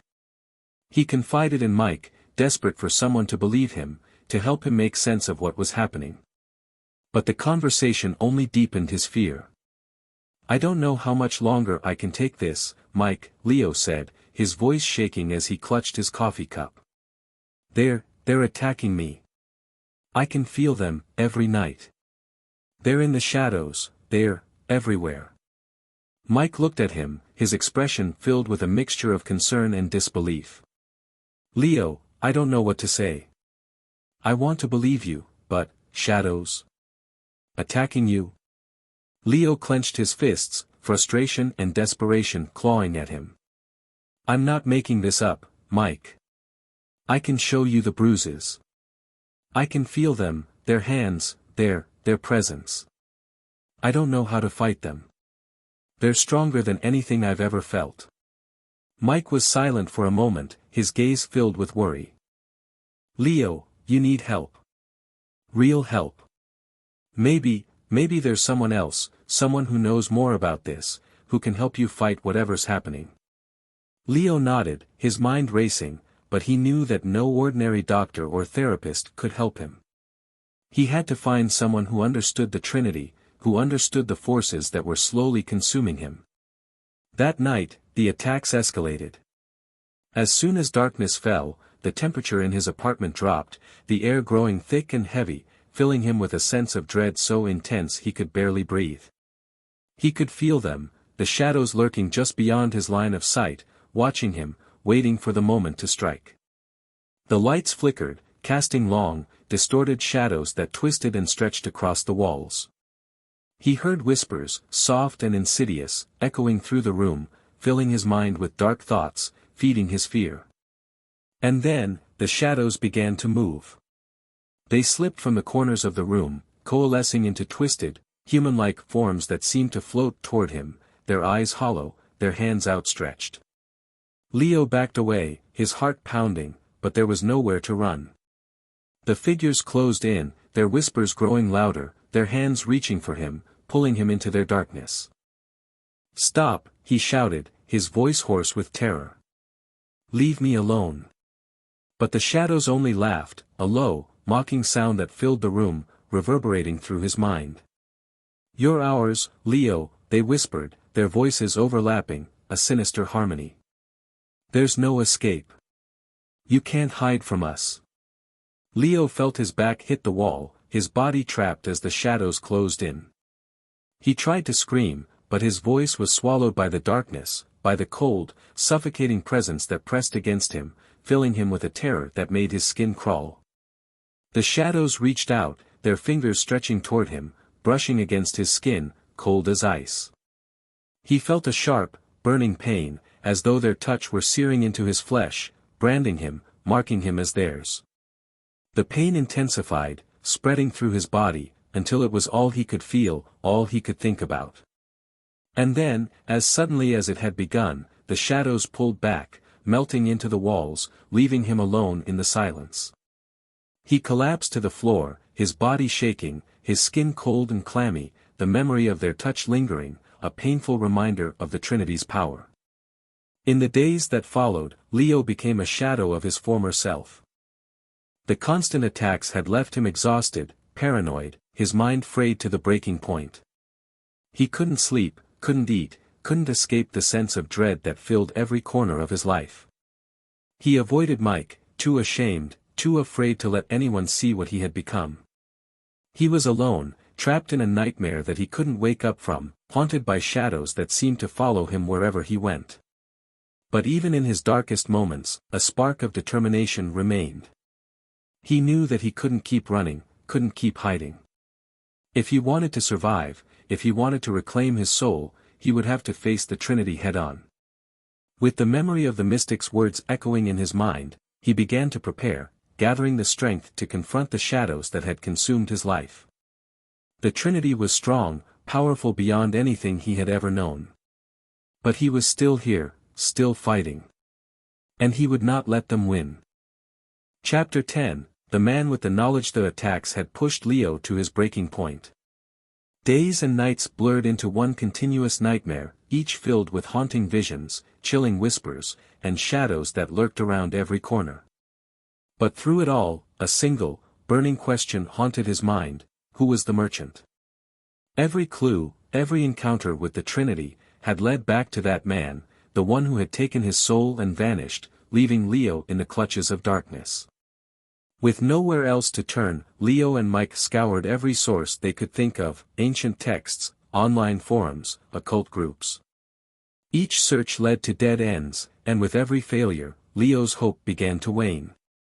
The Trinity's hold over him was tightening, and he was running out of time. But then, late one night, Leo stumbled upon a post in a cryptic, hidden forum. The message was brief, but it stopped him in his tracks. If you're looking for the man who deals in souls, come to the old clock tower. Midnight. Leo's heart pounded as he read the message again, barely able to believe his luck. He didn't know who had posted it, or why, but he had no choice. This was the only lead he had left. The clock tower loomed above him, its structure ancient and crumbling, shrouded in fog. Midnight was fast approaching, and the stillness of the night seemed to press in on him, filling him with a sense of dread he couldn't shake. He glanced at Mike, who stood beside him, his face pale but determined. "You sure about this, Leo?" Mike asked, his voice barely above a whisper. "No," Leo replied, swallowing his fear. "But if there's even a chance this person knows about the merchant, we have to take it." The two of them made their way up the winding staircase, the air growing colder with each step. Finally, they reached the top, a small, dusty room filled with the ticking of the massive clock mechanisms. And there, standing in the center of the room, was a man. He was tall and thin, his face shadowed beneath a wide-brimmed hat, his clothes dark and worn. Despite the chill in the air, he seemed untouched by the cold, his posture relaxed, almost casual. But his eyes gleamed with an unsettling light as he looked at Leo, a faint smile tugging at his lips. "You've come looking for answers," the man said, his voice smooth and calm. "I assume you're here because you found yourself in a rather difficult predicament." Leo nodded, his fists clenched. "You know about the merchant?" The man chuckled softly. "I know more than that. I know exactly who you are, Leo. And I know what you've been going through. The shadows, the whispers, the feeling of losing yourself bit by bit." His smile widened, but it didn't reach his eyes. I know all about the Trinity. Leo's heart raced. This man, whoever he was, knew about everything. And as he looked into those dark, knowing eyes, Leo felt a sense of unease, a suspicion that this man was far more dangerous than he appeared. Who are you? Mike asked, stepping forward, his tone wary. The man glanced at Mike, his expression indifferent. Names aren't important in my line of work. But for the sake of convenience, you may call me Solomon. He looked back at Leo, his eyes narrowing. I've been expecting you. Leo felt a chill run down his spine. What do you mean, expecting? Solomon's smile grew, revealing a hint of amusement. The merchant is not just a man, Leo. He's a vessel, a servant of forces far beyond your understanding. The Trinity, Beelzebub, Lucifer, and the magician, they are not simply spirits or demons. They are ancient entities, drawn to human souls like moths to flame. And the merchant? He is their collector, their emissary, gathering souls for them to consume. Leo's stomach twisted as the truth sank in. So he took my soul to give it to them. Precisely, Solomon said, his tone calm, almost pleased. But it's not as simple as that. The Trinity needs more than just a soul. They need consent, a willingness, some part of you that surrenders to them. That's why they attack you in stages, wearing you down, amplifying your darkest impulses until you willingly give in to them. Once they break you, you'll be theirs. Leo's hands began to tremble. And once they have me, what then? Solomon shrugged. Then you'll be consumed, hollowed out, left as a shell for them to inhabit. And you'll be bound to the Trinity, forced to serve them as the merchant does. The weight of the man's words settled over Leo like a stone. This was worse than he'd imagined. He had thought the Trinity would take his soul, torment him, but this was a fate far darker than anything he could have imagined. But, Solomon continued, his tone shifting, there is a way out. A way to reclaim your soul and free yourself from their grip. Leo looked up, hope sparking in his chest. How? Solomon's eyes gleamed with a cold light. The Trinity feeds on the anguish of betrayal, the pain of sacrifice. If you want to reclaim your soul, you must offer them another, a willing soul, bound by love, given in a moment of ultimate trust. He paused, letting the words sink in. You must play their game one last time, but this time, you will need to wager the soul of someone you love. The words hit Leo like a punch, leaving him breathless. You mean? I have to risk someone else's soul? A loved one's? Solomon nodded, his expression unchanging. It's the only way.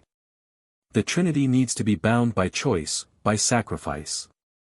Only a soul freely given can sever their hold on you. Leo felt his stomach turn. He thought of Ava, his sister, and the friends who had tried to help him, even when he had pushed them away. The thought of dragging any of them into this nightmare, of condemning them to the horrors he had faced, filled him with horror. There has to be another way, he said, his voice shaking. Something else, anything else. There is no other way, Solomon replied, his tone firm. The Trinity thrives on sacrifice. It's the very foundation of their power. Without it, you'll remain their prey until they've consumed every part of you. Leo's mind reeled, his heart pounding as he grappled with the impossible choice before him. To save himself, he would have to betray someone he loved, to gamble their soul in a game he might not even win. It was an unbearable risk, one he didn't think he could bring himself to take. Mike, who had been listening in shocked silence, finally spoke. Leo, you can't seriously be considering this. There has to be another way. You can't just sacrifice someone else. Leo looked at him, his eyes filled with despair. You think I want to do this, Mike? You think I want to drag someone else into this nightmare? Solomon watched them both, his expression unreadable. Your choice is simple, Leo. You can either surrender yourself to the Trinity and become their servant, or you can risk someone else's soul and try to break free. The decision is yours, but I warn you, hesitation will only make them stronger. Leo's mind raced, his thoughts a whirlwind of fear, guilt, and desperation. He thought of his sister, her bright smile, her unwavering faith in him. He thought of Sam, who had always been there, his steady presence grounding him even in his darkest moments. And then he thought of himself, hollowed out, enslaved to the Trinity, doomed to wander the world as an empty shell. He looked back at Solomon, his expression filled with a mixture of horror and resolve. What if the person isn't willing? Solomon's smile was cold. Then the wager is meaningless. The Trinity only accepts souls freely given. If you deceive the one you love, you will fail, and they will claim you both. Leo's chest tightened, the weight of the decision pressing down on him, suffocating him. The Trinity had taken everything from him, twisted him into someone he no longer recognized. He couldn't let them win, but he couldn't bear the thought of sacrificing someone else, of betraying the people who had stood by him. Take time, Solomon said, his tone almost sympathetic. But remember, every moment you delay, the Trinity's hold over you grows stronger. Choose wisely, Leo. For some, there are no second chances. Without another word, Solomon turned and disappeared into the shadows, leaving Leo and Mike alone in the empty room, the ticking of the clock the only sound in the silence. As they left the clock tower, Leo felt the weight of the choice pressing down on him, a choice he didn't know if he was strong enough to make. Mike walked beside him, his face pale, his eyes filled with concern. Leo, listen to me, Mike said, his voice low but urgent. You don't have to do this. We'll find another way. I know it seems impossible, but there has to be something we haven't thought of. Leo shook his head, his heart heavy. I don't think there is, Mike. Every option, every answer, leads back to the same thing. Either I let them consume me, or I make the sacrifice. Mike's face hardened, his gaze steady. Then let me do it. Leo's eyes widened, shock and horror filling him. What? No, Mike, you don't understand. If you do this, if I lose, then I'll take that risk, Mike said firmly. I put you in this situation, Leo. It's my fault. If anyone should pay the price, it's me. Leo's chest tightened, a mix of gratitude and despair flooding through him. Mike.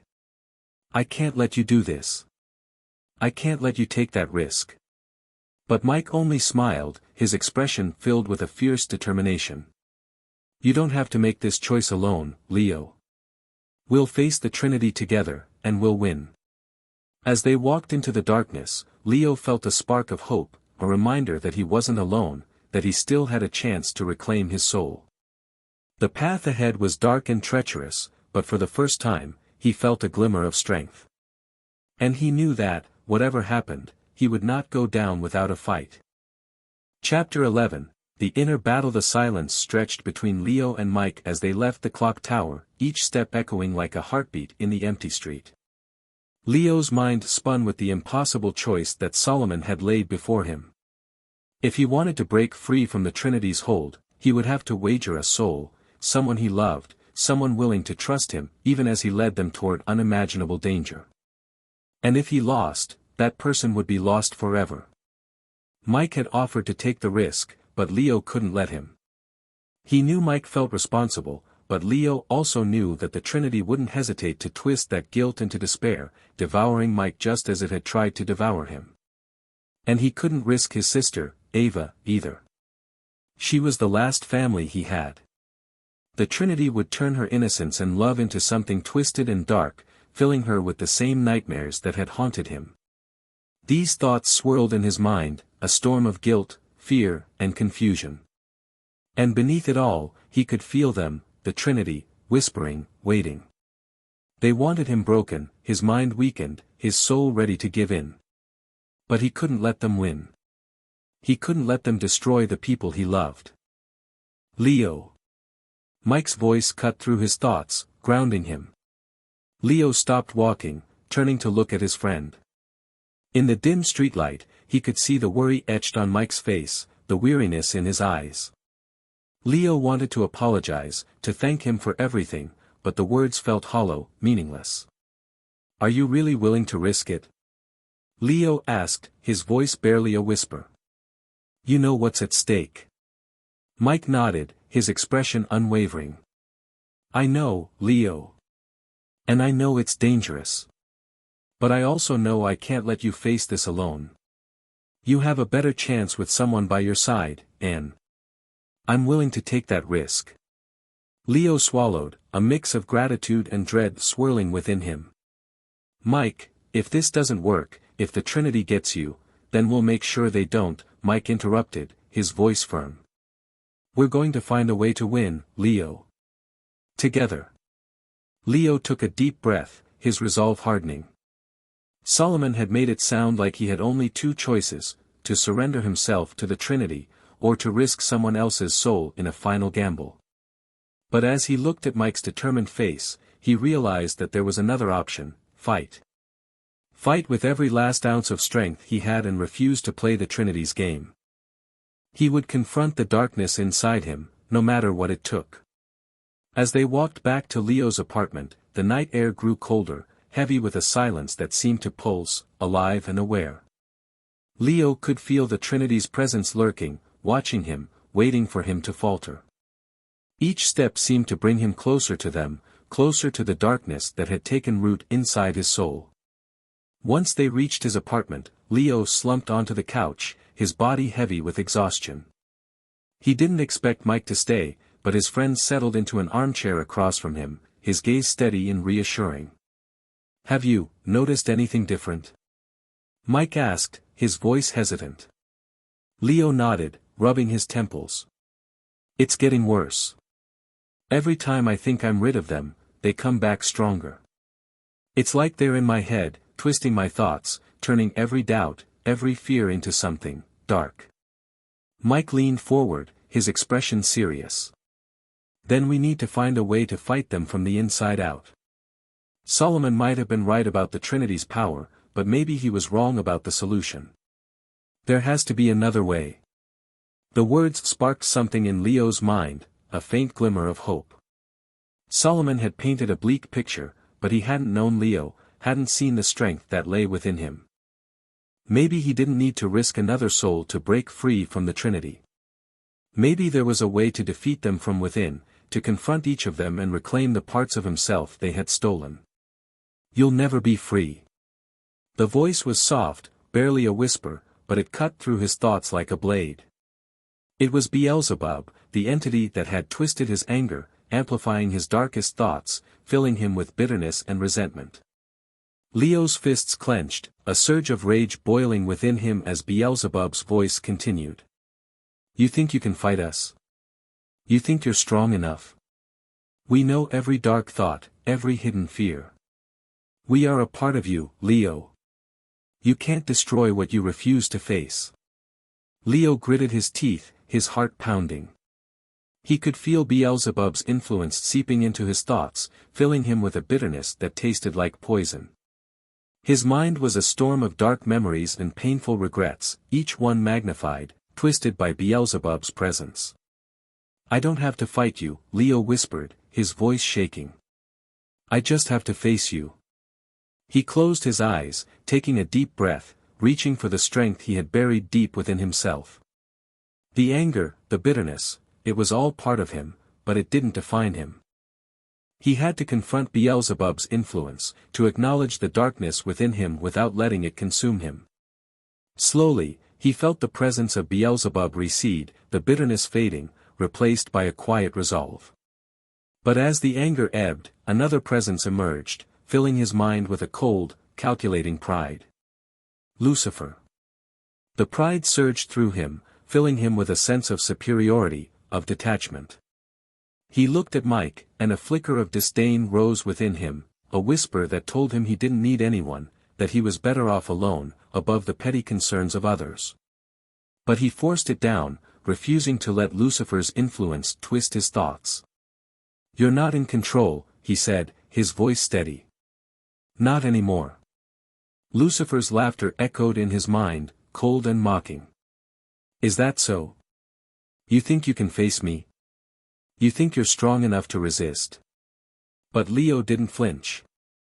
He had learned the power of humility, the strength that came from relying on others, from accepting help.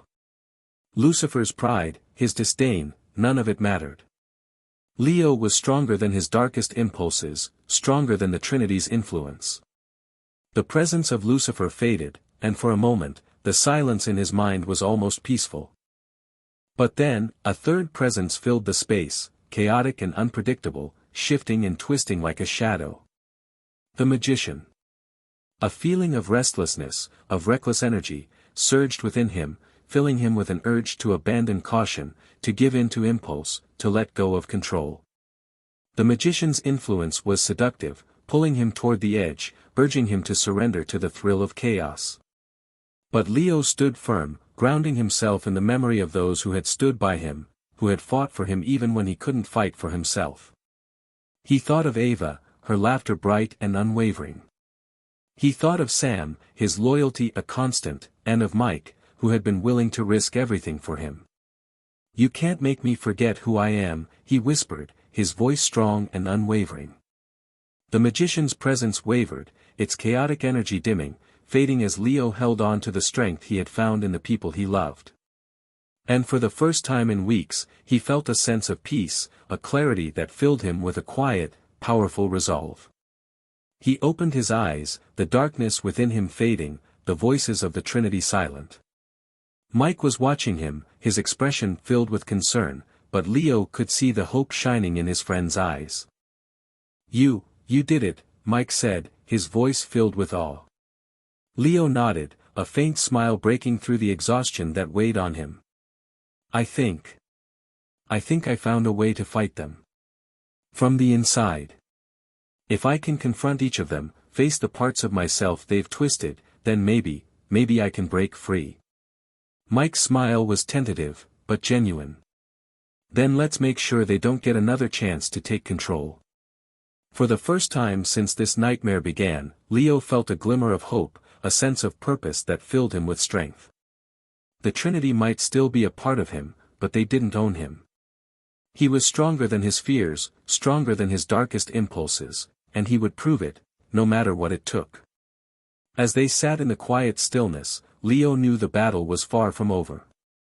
The Trinity would come for him again, testing his resolve, pushing him to his limits. But he was ready. He had faced the darkness within him, and he had emerged stronger. And as long as he held on to that strength, he knew he could win. Chapter 12, Fearsome Visions. Leo's battle against the Trinity had reached a new level. He had found a way to face their influence, to resist the darkness that had taken root within him, but he knew it was only a temporary victory. The Trinity was still there, lurking in the shadows, waiting for him to falter. And now, as he began to push back, they retaliated with even more force, manifesting in terrifying visions that left him questioning what was real and what was illusion. The first vision came one night as he lay in bed, struggling to fall asleep. He had barely closed his eyes when he felt a strange sensation, a pressure on his chest, as if an invisible weight were pressing down on him, making it hard to breathe. He tried to sit up, to shake it off, but his body wouldn't move. Panic surged through him as he lay paralyzed, unable to move or speak. Then, out of the corner of his eye, he saw them, shadowy figures, their forms flickering like flames, moving toward him. They loomed over him, their eyes hollow, their faces twisted into grotesque expressions that seemed to change with each flicker of light. He could hear their whispers, low and venomous, filling his mind with dark thoughts, memories he'd tried to bury. "You'll never be free, Leo," one of the figures whispered, its voice a guttural growl. "You're ours, bound to us by your own darkness." A surge of terror filled him, but he forced himself to breathe, to focus, to remember the strength he had found within himself. He reminded himself that he had faced each of them before, that they were part of him, yes, but they didn't control him. The shadowy figures flickered, their forms shifting, their eyes narrowing as if they sensed his defiance. The weight on his chest grew heavier, pressing down harder, making it impossible to breathe. He felt as though he were sinking into the bed, as though the shadows were absorbing him, pulling him down into the darkness. But then he remembered Mike's words from earlier that day, "We'll get through this, Leo. Whatever it takes." That single thought cut through the fear, giving him the strength to push back. The weight lifted, the shadows receded, and he sat up, gasping for breath, his body drenched in sweat. The room was silent, the shadows gone, but the memory of their touch lingered, a chilling reminder of how close he had come to being consumed. The visions only intensified from there, each one more vivid, more horrifying than the last. By day, Leo was plagued by glimpses of dark shapes lurking in his periphery, faces twisting in reflections, his own features distorted, almost unrecognizable. But at night, the visions took on a new life. The Trinity had begun using his memories, twisting them into terrifying, vivid hallucinations. One night, he dreamed he was back in his childhood home. The scene was warm, familiar, his sister, Ava, was there, laughing as she set the table for dinner. For a moment, he felt a rare sense of peace, a reminder of the life he'd once known, the person he'd once been. But as he looked closer, he realized something was wrong. The room was too dark, the shadows too deep, and Ava's laughter sounded strange, hollow, almost mechanical. He tried to speak, to call out to her, but his voice caught in his throat, and Ava turned to face him. Her eyes were empty, her face expressionless, and when she spoke, her voice was cold, devoid of any warmth. "You're not really here, are you?" she asked, her tone flat, emotionless. "You don't belong in this place anymore, Leo. You gave up that right." Leo's heart pounded as he backed away, his mind racing, his body filled with a dread he couldn't shake. This wasn't Ava, not really. It was the Trinity, using his memories, twisting them to fill him with guilt, to make him feel as though he had lost everything.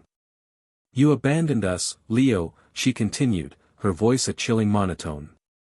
"You left us in the darkness, and now, there's no way back." The room darkened, the walls closing in, and he could see the shadows shifting, forming into familiar shapes, Beelzebub, Lucifer, the magician. Each one loomed over him, their forms twisted and monstrous, their eyes filled with malice. "Leave me alone," Leo whispered, his voice trembling. But the figures only laughed, a low, mocking sound that echoed through the room, filling his mind with a sense of despair that felt like it was eating away at his soul. The room faded around him, the memory dissolving into darkness, and he felt himself sinking, falling into an endless void, the laughter following him, haunting him, until he jolted awake, gasping for breath, his body shaking with fear. Over the next several days, the line between reality and illusion grew thinner, blurring into a nightmarish haze that left him constantly on edge. He would see things that weren't there, a glimpse of a shadow out of the corner of his eye, a faint whisper just beyond his hearing. Every time he closed his eyes, he was met with the twisted faces of the Trinity, their voices taunting him, reminding him of his fears, his regrets, his darkest impulses. He confided in Mike, desperate for some sense of stability, but even Mike was beginning to look worn down, his face lined with worry, his patience frayed. The visions had left Leo jumpy, irritable, and he knew that his constant paranoia was wearing on his friend. One evening, as they sat in Leo's apartment, Mike watched him closely, his eyes filled with concern. "Leo," he said gently, "you're not sleeping. You're barely eating. You're going to burn yourself out if you keep this up." Leo shook his head, his gaze fixed on the floor. "You don't understand, Mike. Every time I close my eyes, they're there. I can't let them in. If I give them an inch, they'll take everything." Mike reached out, placing a steadying hand on Leo's shoulder. "We're going to figure this out, Leo. I promise. But you have to take care of yourself. You have to trust that you're stronger than they are." Leo nodded, but the words felt hollow, his mind too consumed by the visions, by the fear that he was losing himself piece by piece. He had tried to face the Trinity, to confront the darkness within him, but it felt like they were winning, like each attack was taking a piece of his soul, leaving him emptier, more hollow. That night, the visions reached a terrifying crescendo. He was lying in bed, his body heavy with exhaustion, when he felt a strange sensation, a tingling at the base of his spine, a crawling feeling that spread up his back, filling him with a sense of impending doom.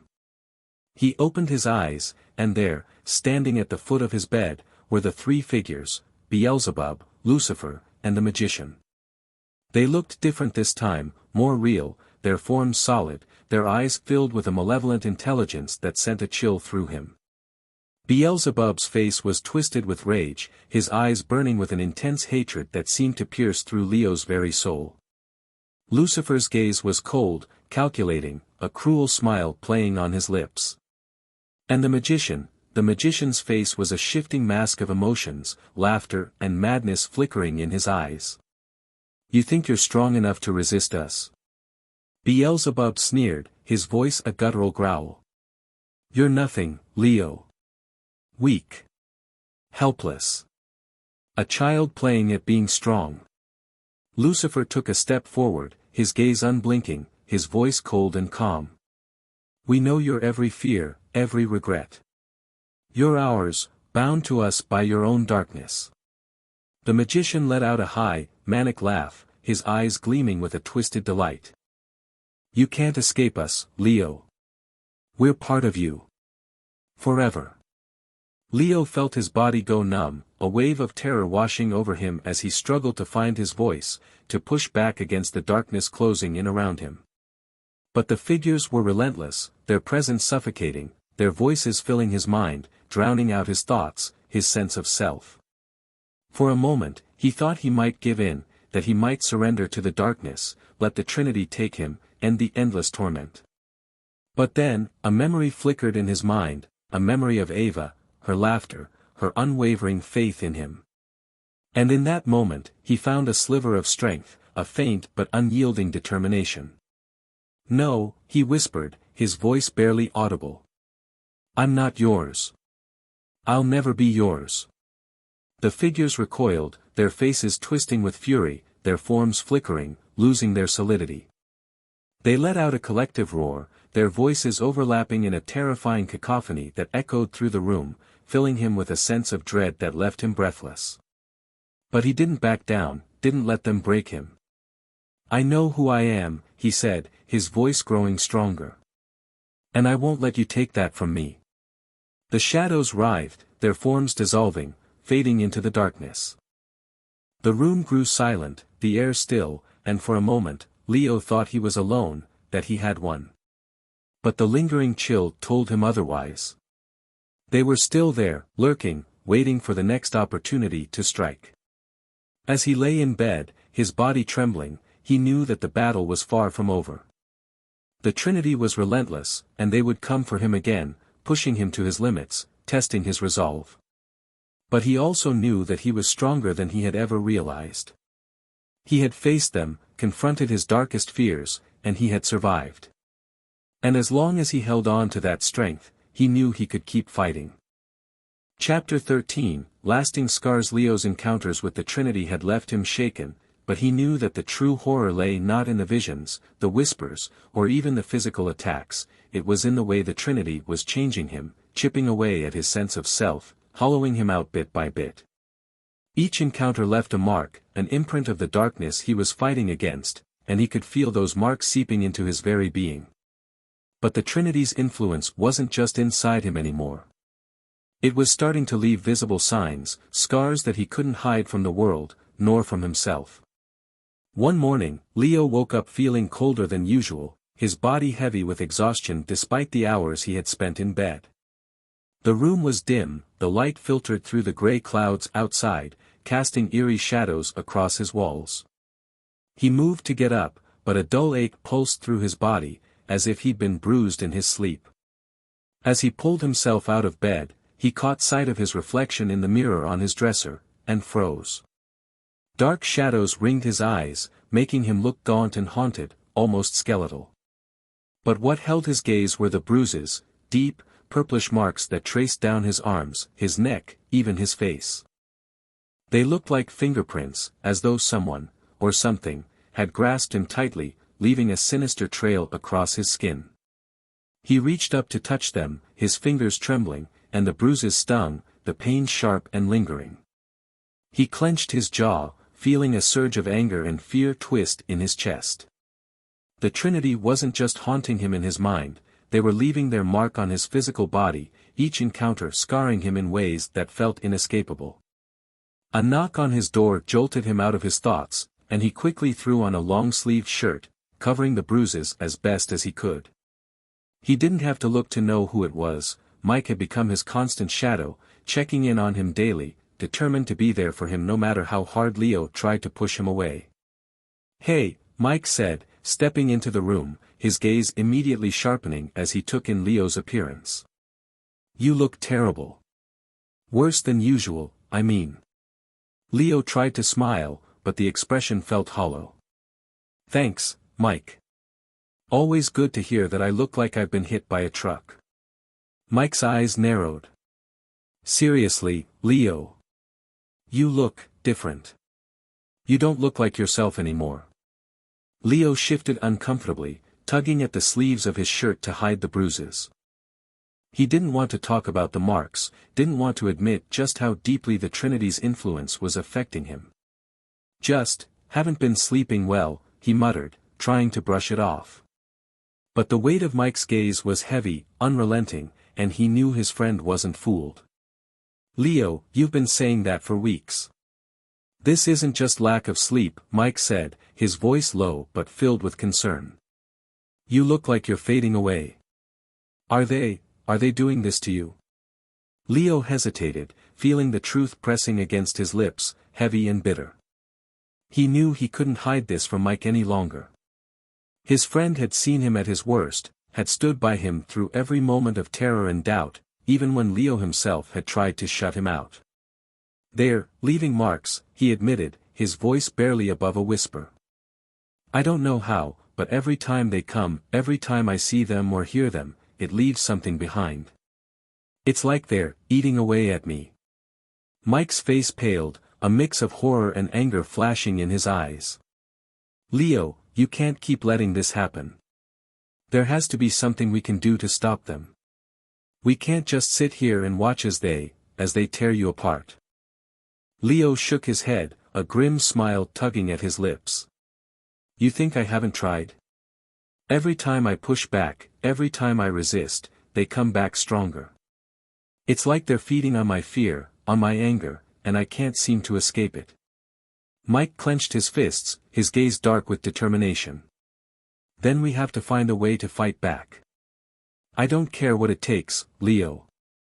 We're going to find someone, who can help."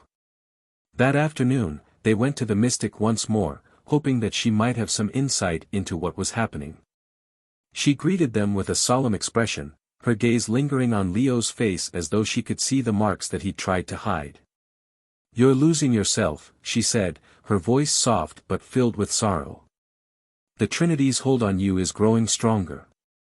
Each encounter with them leaves a scar, a mark on your soul that they can use to weaken you, to pull you closer to them."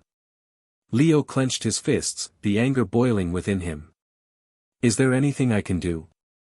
Anything that will stop them?" The mystic nodded slowly, her gaze steady.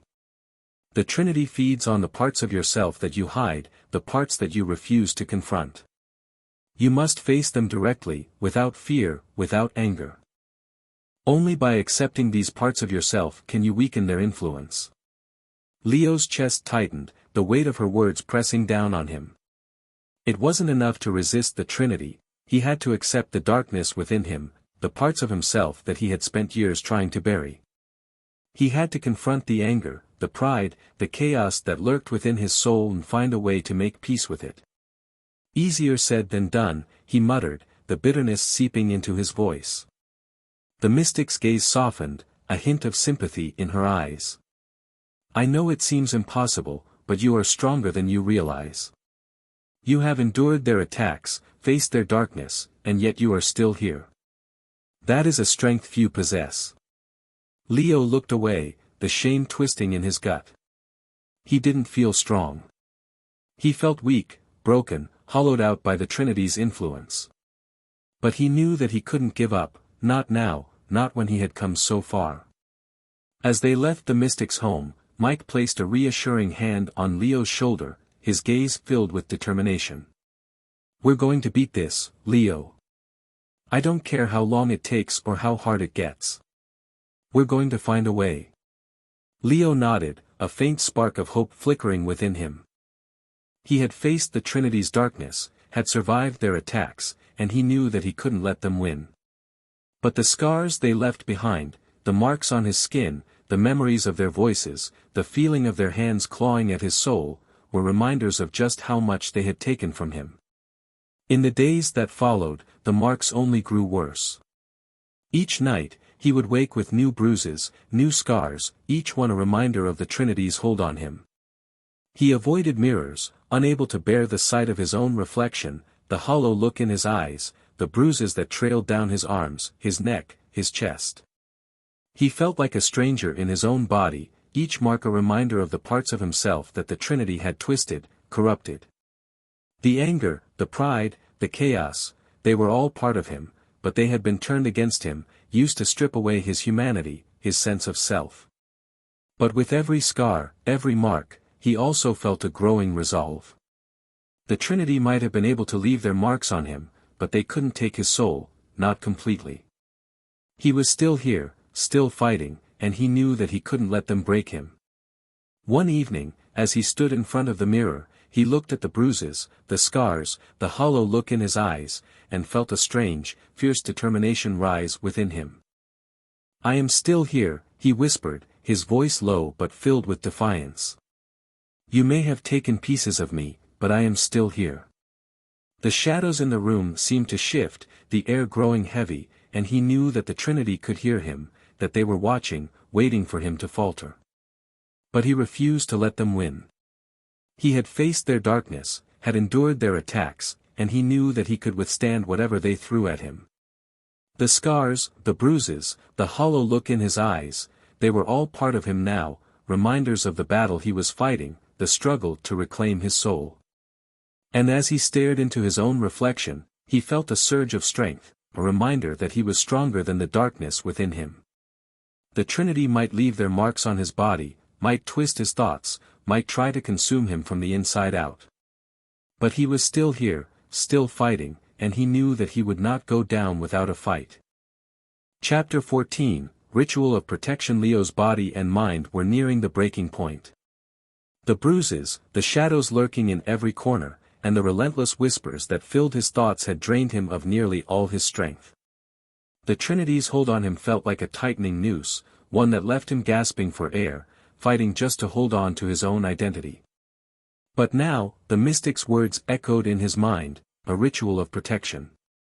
It was a dangerous gamble, but if it could weaken the Trinity's influence, it was a chance he had to take. The ritual preparations were long and grueling, each step more unsettling than the last. Mike helped as much as he could, but there were parts of the process that Leo had to complete alone, facing the darkness within himself and the toll the Trinity had taken on him.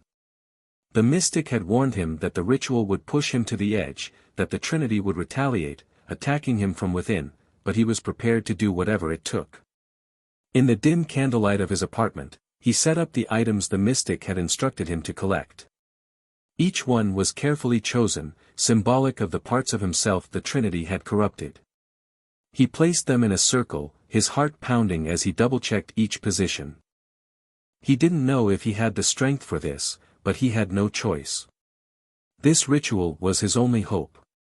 Mike stood in the doorway, his face pale with worry as he watched Leo's every move. "Are you sure about this, Leo? You don't have to go through with it alone. I could stay." Leo shook his head, managing a small, grim smile. "I appreciate it, Mike. But this is something I have to face by myself. The Trinity is inside me. This is a fight that only I can finish." Mike nodded, though his eyes remained fixed on Leo, fear and uncertainty etched into his face. "If anything happens, anything at all, you call me. Promise?" "I promise," Leo replied, his voice filled with as much confidence as he could muster. As Mike left, the silence in the room grew heavy, pressing down on Leo, filling him with a sense of anticipation that bordered on dread. He took a deep breath, centering himself, remembering the mystic's instructions. He had to be calm, focused, and willing to confront whatever horrors the Trinity threw at him. The ritual would offer him protection, but only if he faced his fears without hesitation. The ritual began with a chant, words that the mystic had taught him, ancient syllables that felt strange on his tongue, resonating in a way that made his skin prickle. As he spoke, the air in the room grew colder, the flickering candles casting long, shifting shadows on the walls. He could feel the presence of the Trinity, lurking just beyond his vision, watching, waiting. As he finished the chant, he felt a sudden wave of dizziness, a heaviness that settled over him, making his limbs feel like lead. His vision blurred, the room around him spinning as a dark fog filled the space, thick and suffocating. He closed his eyes, struggling to focus, to remember who he was, why he was doing this. Then, from within the darkness, he heard a familiar voice, a low, mocking laugh that sent a chill down his spine. "Did you think you could escape us, Leo?" Beelzebub's voice was a guttural whisper, filled with contempt. "You're ours, bound to us by your own weaknesses. This ritual will do nothing but show you the truth of who you are." The words cut deep, striking at his insecurities, his fears, but he forced himself to stand firm. The ritual had stirred up the Trinity's anger, but that meant it was working. He took a deep breath, grounding himself in the memory of his loved ones, the people who had fought to stay by his side even when he'd pushed them away. "I know who I am," he said, his voice steady, defiant. "And I won't let you take that from me." Beelzebub's laughter echoed through the room, cold and mocking, but Leo didn't flinch. He could feel the anger within him, the resentment that Beelzebub had amplified, but he refused to let it control him. The anger was a part of him, yes, but it didn't define him. As he moved to the next phase of the ritual, a new presence filled the room, cold and calculating. Lucifer. He felt a surge of pride, a sense of superiority that made him look down on everyone, even his closest friends. But he knew it was a lie, a distortion of his own thoughts, twisted by Lucifer's influence. "You think you can fight us?" Lucifer's voice was smooth, almost amused. "You're weak, Leo. A coward, clinging to the people around you, too afraid to stand on your own." Leo clenched his fists, the words stinging, filling him with doubt. Lucifer's pride had always been a trap, feeding on his insecurities, his fears of inadequacy. But he forced himself to remember the strength that came from humility, the power of relying on others. His friends, his sister, they had been his strength, his anchor. Without them, he would have already fallen. "I'm not alone," he said, his voice firm, unwavering. "And I don't need to be. You can twist my thoughts, try to make me doubt myself, but I know the truth." Lucifer's presence wavered, a flicker of frustration breaking through his calm facade. Leo felt a surge of strength, a sense of clarity that cut through the fog of doubt, grounding him in the truth of who he was. But just as he felt the tension ease, a third presence filled the room, chaotic and unpredictable. The magician. The air crackled with energy, a chaotic force that pulsed through the room, filling Leo with a reckless impulse, an urge to abandon caution, to give in to the thrill of chaos. The magician's influence was wild, unrestrained, feeding on Leo's fear, his desperation, amplifying every impulse, every irrational thought. "Come on, Leo," the magician taunted, his voice a gleeful hiss. "Let go. Stop holding back. You know you want to. Just surrender to the thrill." The words wrapped around him, pulling him toward the edge, filling him with a dangerous excitement that made his heart race. But he knew that this was a trap, a temptation meant to make him lose control, to let the darkness within him take over. "I don't need to give in to you," he whispered, his voice shaky but determined. "You're just a part of me, a part one can control." The magician laughed, the sound high and manic, echoing through the room. But Leo held his ground, forcing himself to stay calm, to breathe, to remember the strength he had found in facing his fears, his impulses, his darkest thoughts. The chaotic energy began to fade, the tension in the room easing as the magician's influence receded. Leo felt a sense of relief, a lightness that filled his chest, and he knew that he had succeeded. He had faced each member of the Trinity, confronted the parts of himself they had twisted, and he had emerged stronger. But as he completed the final steps of the ritual, the air grew colder, the shadows in the room deepening, and he felt a sudden, sharp pain in his chest. It was as if a hand had reached into him, gripping his heart, squeezing, pulling. He gasped, clutching at his chest, his vision darkening as a wave of dizziness washed over him. The Trinity was retaliating, their rage palpable, filling the room with an oppressive darkness that made it hard to breathe. He could hear their voices, overlapping, a cacophony of anger and malice that echoed through his mind, filling him with a sense of despair that threatened to consume him. "You think you can defy us?" Beelzebub's voice was filled with fury, his tone dripping with contempt. "You're nothing, Leo. A child playing at being strong. You will be ours. You may have won this battle," Lucifer's voice added, cold and unyielding, "but we are far from finished with you." "We'll be back, Leo," the magician whispered, his voice a gleeful hiss. "And next time, we'll make sure you don't survive." The voices faded, the darkness receding, leaving Leo alone in the silence. He collapsed to the floor, gasping for breath, his body shaking with exhaustion, his mind reeling from the intensity of the ritual. But as he lay there, his chest heaving, he felt a faint but undeniable sense of victory. The Trinity's hold on him had weakened. He could feel it, a lightness in his chest, a clarity in his mind that he hadn't felt in weeks. The ritual had worked, it hadn't freed him completely, but it had given him a reprieve, a moment of peace that felt like a lifeline. Slowly, he pulled himself up, his body aching, every muscle heavy with exhaustion.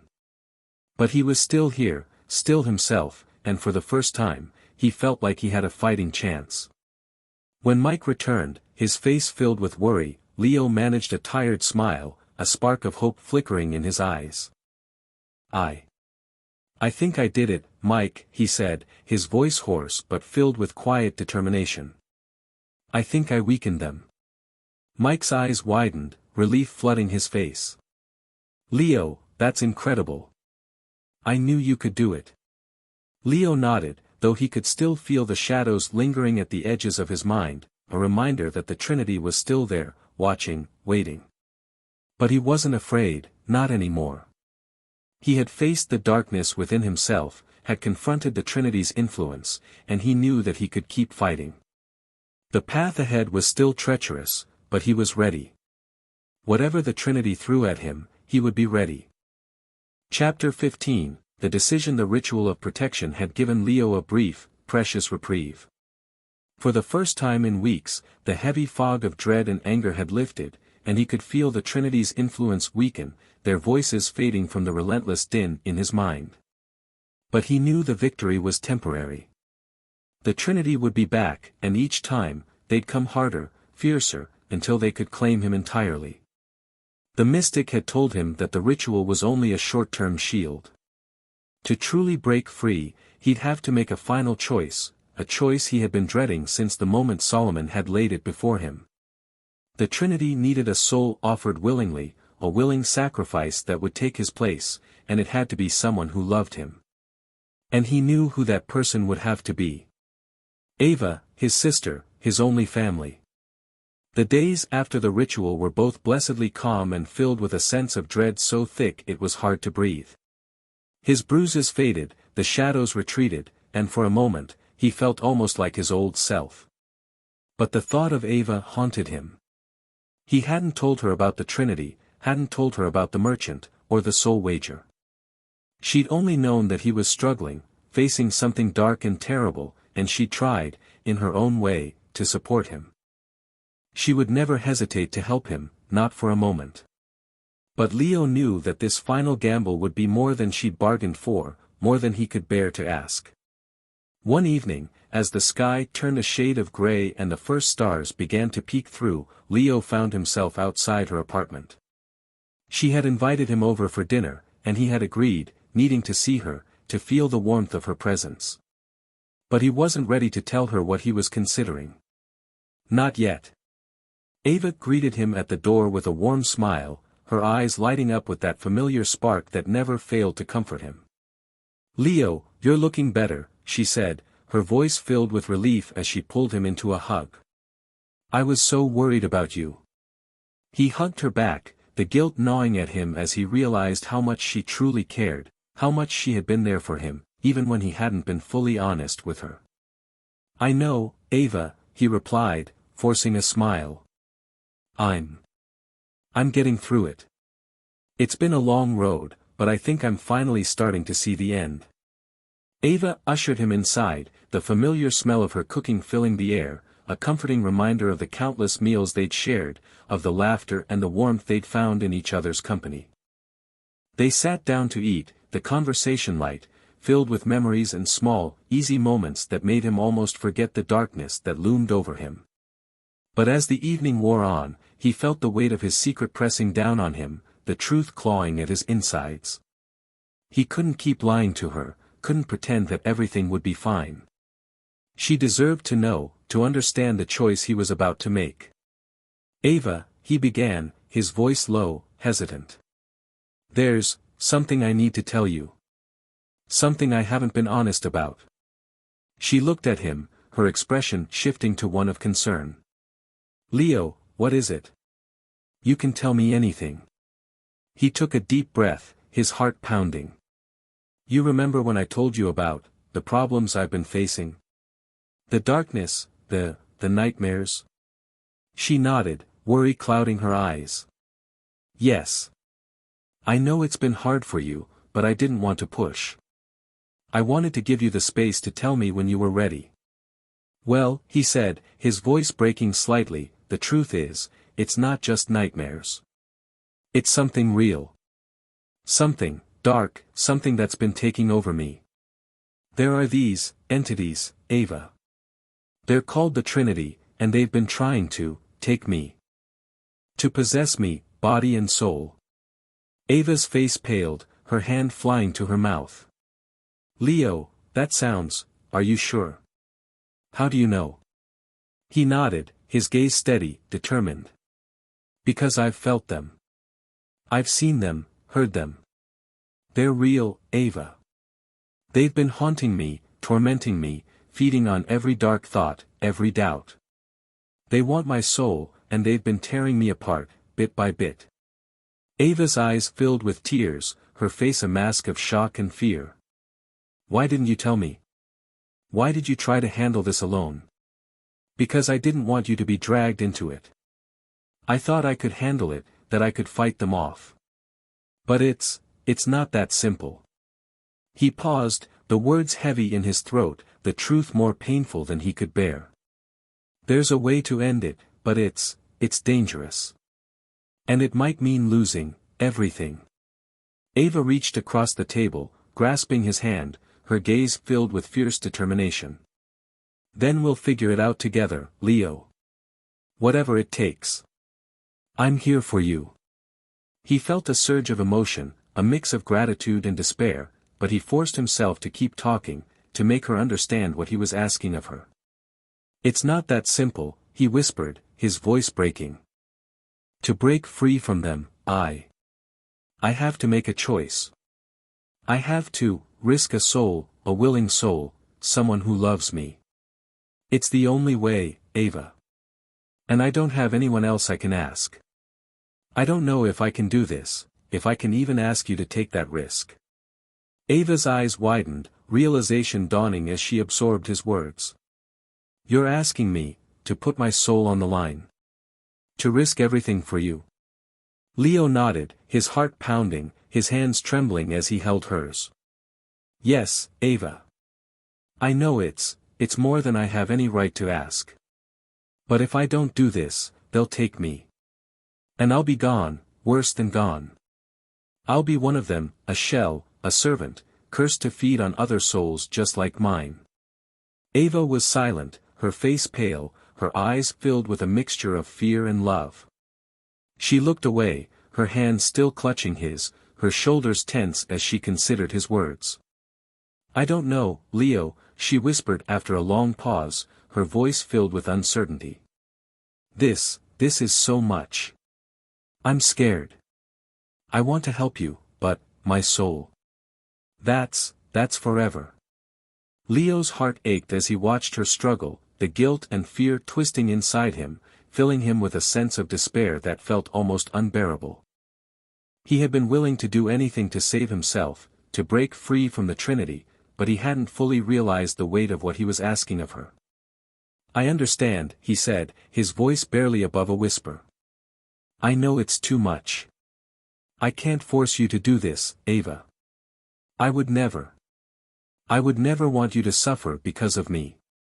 But then, to his surprise, she looked up, her eyes filled with a fierce determination that took him aback. "You're my brother, Leo," she said, her voice steady despite the fear that lingered in her gaze. "You're the only family I have left. If this is the only way to save you, to bring you back, then I'll do it. I'll take the risk." Leo's heart clenched, a surge of relief and horror washing over him. He hadn't wanted her to agree, hadn't wanted her to put herself in harm's way. But the choice was hers, and she had made it willingly, a testament to the bond they shared. "Ava," he whispered, his voice thick with emotion. "Thank you. I don't deserve this, but thank you." She squeezed his hand, her gaze filled with a mix of fear and determination. "We'll face this together, Leo. Whatever it takes." The next night, Leo returned to the mystic, Ava by his side, her face pale but resolute. The mystic greeted them with a knowing look, her gaze shifting between them, as though she could see the weight of the decision they had made. "You've chosen," she said, her voice low and solemn. Leo nodded, his heart pounding. "Yes. Ava, she's willing to take the risk." The mystic's gaze softened, a flicker of sadness passing over her face. "Very well. But know that this ritual is unlike any other. The Trinity will not give up easily, and they will try to turn you against each other. You must hold on to your bond, your trust in each other, if you are to succeed." Ava looked at Leo, her gaze steady. "We're ready." The mystic nodded, guiding them into the ritual room, her voice filled with quiet intensity as she explained the steps, the words they would need to speak, the courage they would need to summon.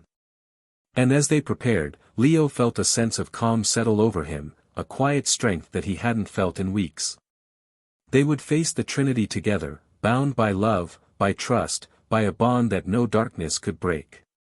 And whatever happened, he knew that he would not go down without a fight.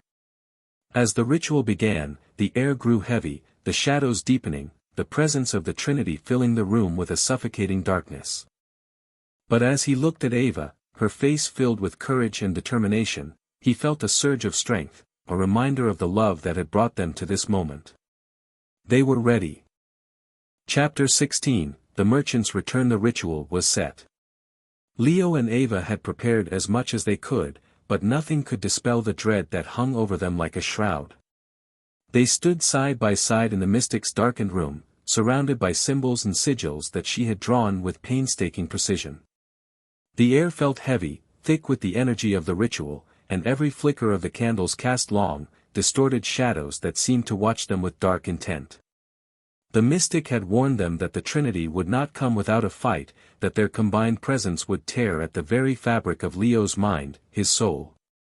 But she had also told him that the ritual had to be done tonight, under the new moon, when the veil between worlds was thinnest.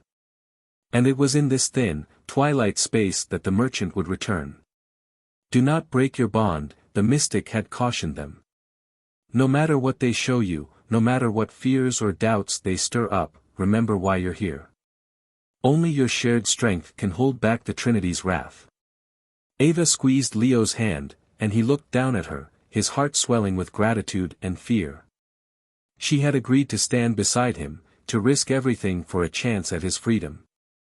And now, with her calm presence beside him, He felt a spark of hope, a reminder that he wasn't alone, that he could face whatever horror lay ahead. The mystic began to chant, her voice low and rhythmic, filling the room with a sound that seemed to resonate within Leo's bones. The candles flickered, the light growing dimmer, and the air grew colder, an unnatural chill settling over them. And then, from the darkness, Leo felt it, the familiar, oppressive presence of the Trinity, a weight that pressed down on him, filling him with dread. And then, like a mirage, the merchant appeared. He was as Leo remembered him, tall, thin, with dark, piercing eyes that seemed to see through every layer of his soul.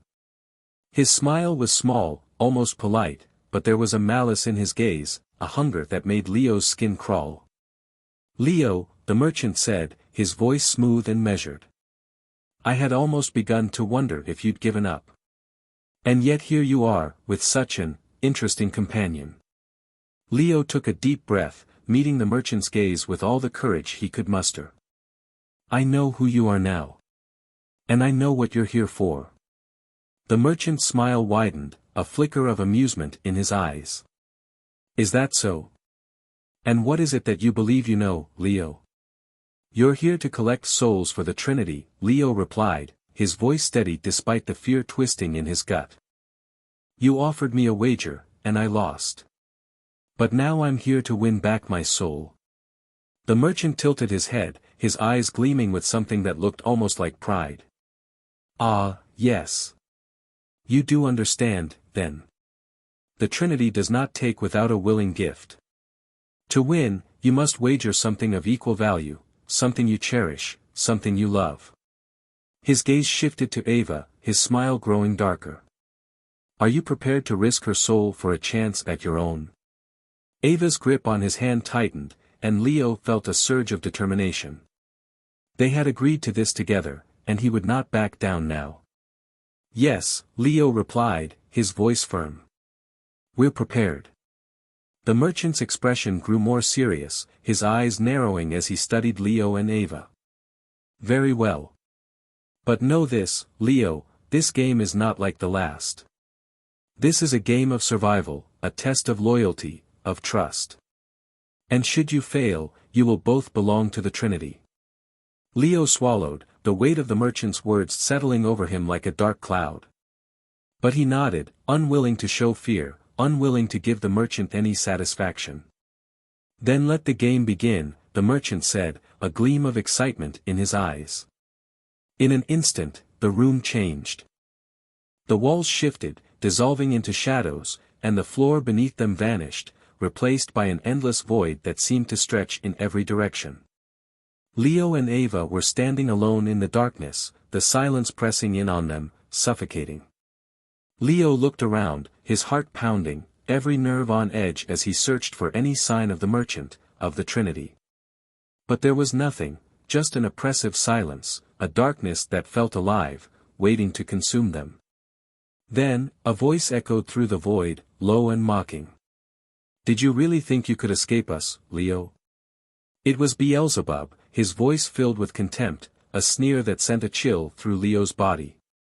From the shadows, the entity emerged, his form shifting, monstrous, his eyes burning with a hatred that seemed to pierce through Leo's very soul. "You're nothing but a coward," Beelzebub snarled, his gaze fixed on Leo. "Afraid of your own anger, afraid to face the darkness within you. You don't deserve her sacrifice." Leo clenched his fists, his chest tight with a mixture of anger and fear. But he felt Ava's hand in his, her steady presence grounding him, reminding him that he wasn't alone. "I'm not afraid of you," Leo replied, his voice steady. "You don't control me. Not anymore." Beelzebub's face twisted with rage, his form flickering, shifting as he lunged forward, his hands reaching for Leo. But before he could reach him, Ava stepped forward, her gaze fierce, unwavering. "You can't have him," she said, her voice filled with defiance. "He's stronger than you think." Beelzebub recoiled, his form dissolving into shadows, his voice fading into the darkness. But even as he disappeared, Leo knew that this was only the beginning. The Trinity wouldn't give up so easily. As the shadows around them shifted, a new figure emerged, a tall, regal presence, his gaze cold and calculating. Lucifer. His eyes were sharp, assessing, filled with a disdain that made Leo's skin crawl. "Do you truly think you are worthy of salvation?" Lucifer asked, his tone calm, almost bored. "You cling to your weaknesses, your insecurities, your fears. You are no more than a child, grasping at a life that no longer belongs to you." Leo felt a surge of doubt, a flicker of the shame that Lucifer had always used to undermine him, to make him feel small, insignificant. But Ava squeezed his hand, her grip steady, her gaze unwavering as she looked at Lucifer. "He's more than you know," she said, her voice filled with quiet strength. "He's braver than you'll ever be." Lucifer's expression shifted, a flicker of frustration breaking through his calm exterior. "You are foolish to place your faith in him. He will betray you, just as he has betrayed himself." Leo took a deep breath, the doubt fading as he looked at Ava, her face filled with trust, with belief. She hadn't given up on him, hadn't let the Trinity's influence shake her faith. And he would not let them break him now. "I won't betray her," he said, his voice steady, filled with conviction. "You don't control me. Not anymore." Lucifer's gaze darkened, his form flickering, his eyes narrowing with anger. But he, too, faded into the shadows, his presence dissolving, leaving them alone once more. But as they stood in the darkness, a new presence filled the void, a chaotic energy that pulsed around them, shifting, twisting. The magician. He emerged from the shadows with a manic grin, his eyes gleaming with a twisted delight as he looked at Leo and Ava. "Do you truly think you can escape me?" he asked, his voice high and mocking. "Chaos runs through your veins, Leo. You are a creature of impulse, of recklessness. You cannot deny what you are." Leo felt a surge of panic, a feeling of instability, as though the ground beneath him were shifting, dissolving. The magician's influence was chaotic, unrestrained, pulling him toward the edge, filling him with a reckless urge to surrender, to let go. But Ava's hand in his kept him grounded, her steady presence reminding him of the strength he had found in her, the strength to resist, to stand firm against the darkness within him. "I don't need to give in to you," he said, his voice strong. "I'm stronger than you. I'm stronger than any of you." The magician's grin faltered, a flicker of frustration crossing his face as he realized that his influence was fading, that Leo was standing firm. With a final, frustrated cry, the magician's form dissolved, his presence vanishing into the darkness. The void around them began to fade, the darkness lifting as the Trinity's influence weakened, their hold on Leo slipping away. The shadows receded, the silence fading, and Leo felt a lightness in his chest, a clarity in his mind that he hadn't felt in weeks. The merchant's voice echoed through the space, his tone filled with a mix of admiration and disappointment. "Well done, Leo," he said, his voice soft but clear. "You have faced the Trinity, resisted their influence. But know this, victory is never permanent. The Trinity will always be a part of you, lingering in the shadows, waiting for the moment you falter." Leo looked up, his gaze steady, his voice filled with quiet defiance. "Maybe. But I won this time. And I'll keep winning. No matter how many times they come back." The merchant's expression softened, a faint smile playing at the edges of his lips. "Very well, Leo. Consider your soul reclaimed. For now." With a final nod, the merchant vanished, his form dissolving into the shadows, leaving Leo and Ava standing alone, the silence filling the room once more. As they returned to the mystic's ritual room, Leo felt a surge of relief, a lightness that filled his chest, a sense of freedom he hadn't felt in what seemed like a lifetime. Ava was by his side, her face filled with pride, with love, and he knew that he had truly reclaimed himself. The Trinity might still linger, might still wait in the shadows, but he had faced them, had resisted their hold, and he knew that he could keep fighting. He had won his soul back, and he wasn't about to let it go again. Chapter 17, the game begins. The confrontation with the Trinity had given Leo a sense of triumph and relief, but he knew the ordeal wasn't over. The merchant had left a warning lingering in his mind, a reminder that his freedom was never truly secure, that the Trinity would wait patiently for his moment of weakness. But Leo wasn't ready to give them that satisfaction. Not now. Not after everything he and Ava had been through. After the ritual, they returned to Leo's apartment in silence, both of them feeling the weight of what they had just faced. Ava was pale, her expression guarded, but her strength still radiated, giving Leo the courage to press forward. They'd won the battle, but the merchant had hinted at a final game, a high-stakes challenge that would seal Leo's fate once and for all. As he closed the door behind them, Leo felt a chill in the air, a faint prickle of unease settling over him. The shadows seemed deeper, darker, as though the Trinity's presence still lingered, watching him from the edges of his vision. But this was different. He could sense a force at work, a quiet pull that urged him back to the darkness he had fought so hard to resist. "What do you think he meant?" Ava asked, breaking the silence, her voice tense. "When he said the victory isn't permanent?" Leo shook his head, feeling a bitter taste in his mouth as he remembered the merchant's parting words. "I think he was trying to remind me that the Trinity will always be a part of me. But I don't think that's all of it." He hesitated, struggling to find the right words. "I think, there's something else. Something I need to finish." Ava's face grew somber as she processed his words. "If that's true, then we can't let our guard down. We don't know what he has planned, but whatever it is, we'll face it together." Leo nodded, feeling a surge of gratitude. He couldn't have come this far without her, and he wasn't sure he'd survive what came next without her by his side. She had shown him the strength that came from love, from trust, and he knew that this connection was his greatest weapon. They spent the next few days preparing, unsure of what awaited them but determined to face it together. Leo felt a sense of calm settle over him, a confidence he hadn't felt in weeks. He had taken back his soul, pushed back against the Trinity, and now, he felt ready for whatever final game the merchant had in store. The summons came one night in the form of a letter. It was delivered by an unknown hand, slipped under Leo's door in the dead of night. The envelope was black, sealed with a deep crimson wax stamped with the familiar symbol of the Trinity, a single circle enclosing 3 sharp, intersecting lines. Leo felt a shiver run down his spine as he picked it up, the weight of the paper heavy in his hand. Ava, who had been sitting nearby, glanced at him, her face filled with concern as he carefully broke the seal and unfolded the letter. The message was written in elegant, old-fashioned script: "The final game awaits. Midnight. The place where it all began." Leo's heart skipped a beat. He knew exactly what the merchant meant. The place where it all began, the old warehouse where he'd met the merchant, where he'd first made that reckless wager that had started this nightmare. Ava's hand rested on his shoulder, her grip firm. "Are you ready for this?" He nodded, his expression determined. "I don't think I'll ever be fully ready.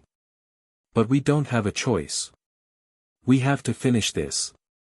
They arrived at the warehouse just before midnight. The building loomed over them, its walls covered in graffiti, its windows dark and empty like hollow eyes. The air was thick with tension, every sound amplified, as if the world were holding its breath. As they stepped inside, the cold bit into their skin, and Leo felt the familiar weight of dread settle over him. The room was empty, lit only by the faint moonlight filtering through the broken windows. But then, out of the shadows, the merchant appeared. He looked the same as he had in their previous meetings, tall, thin, his eyes dark and knowing. But there was a new intensity in his gaze, a hunger that made Leo's skin crawl. "You've come," the merchant said, his voice smooth, almost welcoming. "I was beginning to wonder if you would find the courage." Leo clenched his fists, refusing to be intimidated. "We're here to end this. Whatever you have planned, whatever game you want to play, we're ready." The merchant's smile widened, a glint of satisfaction in his eyes. "Very well, Leo.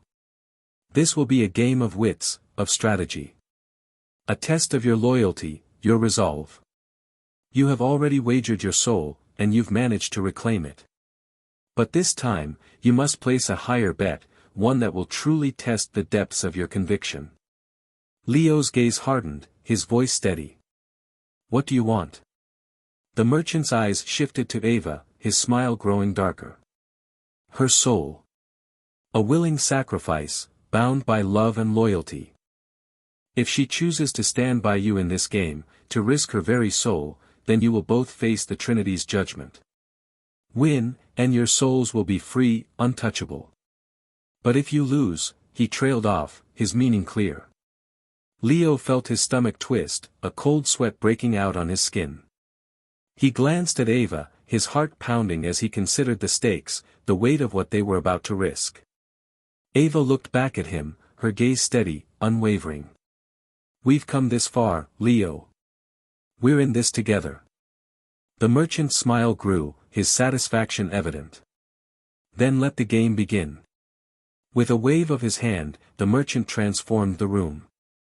The darkness deepened, and suddenly, they were surrounded by mirrors, endless reflections that stretched in every direction. Each mirror showed a different version of Leo and Ava, twisted, distorted versions of themselves, their faces filled with fear, anger, desperation. Leo glanced around, disoriented, his mind racing as he tried to make sense of the reflections.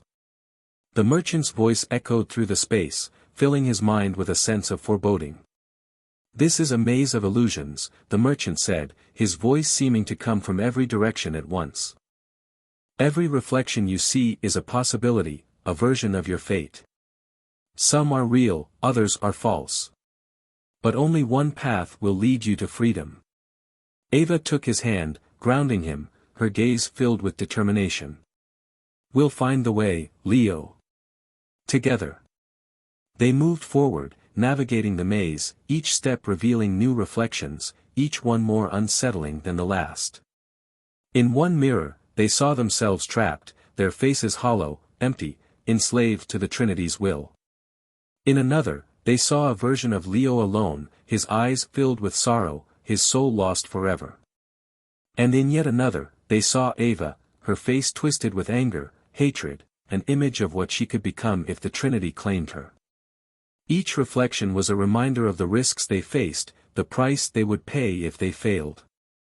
But Leo forced himself to keep moving, to focus on Ava, to remember why they were here. As they moved deeper into the maze, the reflections began to change, showing memories, moments from their past, their childhood, the bond they had shared. Leo felt his heart ache as he saw a memory of Ava as a child, her laughter filling the air, her smile bright and carefree. The memory faded, replaced by an image of Ava standing over him, her face filled with sorrow as she watched him fall into the Trinity's grasp. He turned away from the mirrors, forcing himself to focus on the path ahead. These visions were meant to weaken him, to fill him with doubt, with fear. But he couldn't let them win. Then, at the end of the maze, he saw it, a single mirror, larger than the rest, its surface dark, reflecting nothing. He knew instinctively that this was the final test. The merchant's voice filled the room once more. Step through the mirror, Leo. This is your last chance to prove yourself. But know this, only one of you may enter. The other must stay behind, a witness to the sacrifice. Leo felt his heart skip a beat, his mind racing. He looked at Ava, his stomach twisting with fear. If he entered the mirror alone, he would be risking everything, leaving her vulnerable, exposed. But if she went, he would be forced to stand by, powerless to protect her. Ava's hand tightened around his, her gaze fierce. We knew the risks, Leo. Whatever happens, I trust you. We'll face it together, one way or another. He took a deep breath, his decision clear. I'll go, he said, his voice steady. This started with me. I'm the one who has to end it. Ava nodded, her face filled with love, with pride. Then I'll be waiting for you on the other side. He stepped toward the mirror, his heart pounding as he reached out, his hand meeting the cold, glassy surface. The darkness within seemed to pulse, drawing him in, filling him with a sense of finality, of inevitability. And as he stepped through, he knew that this was his last chance, his final battle. The Trinity would be waiting. Chapter 18, The twist. As Leo stepped through the mirror's dark, glassy surface, he felt an overwhelming pull, like being dragged underwater. The cold seeped into his skin, into his bones, until he was certain he'd be swallowed whole by the void. But then, just as he thought he couldn't take it any longer, the darkness faded, and he found himself in a strange new place. He stood in a circular room, dimly lit, its walls lined with mirrors, each reflecting him back at every angle. But the reflections weren't quite right. In each mirror, a different version of Leo stared back, some broken, others twisted with despair or anger, and some wearing expressions he barely recognized as his own. A chill ran down his spine as he realized that these were more than reflections, they were possibilities, versions of himself molded by the Trinity's influence. Versions of who he could become if he failed. A voice broke the silence, calm and detached. "Welcome, Leo." The merchant appeared in one of the mirrors, his figure sharp and clear while Leo's reflections blurred around him. His dark eyes gleamed with satisfaction, and he held up a hand, beckoning Leo forward. "You've made it to the final stage," the merchant said, his voice soft yet resonant. "A test of your very soul, Leo. The Trinity needs you to make a choice, one final, irreversible choice." Leo took a deep breath, his resolve hardening. "You can't break me," he said, his voice stronger than he felt. "I'm not the same person who made that wager. I've faced them. I know they're part of me."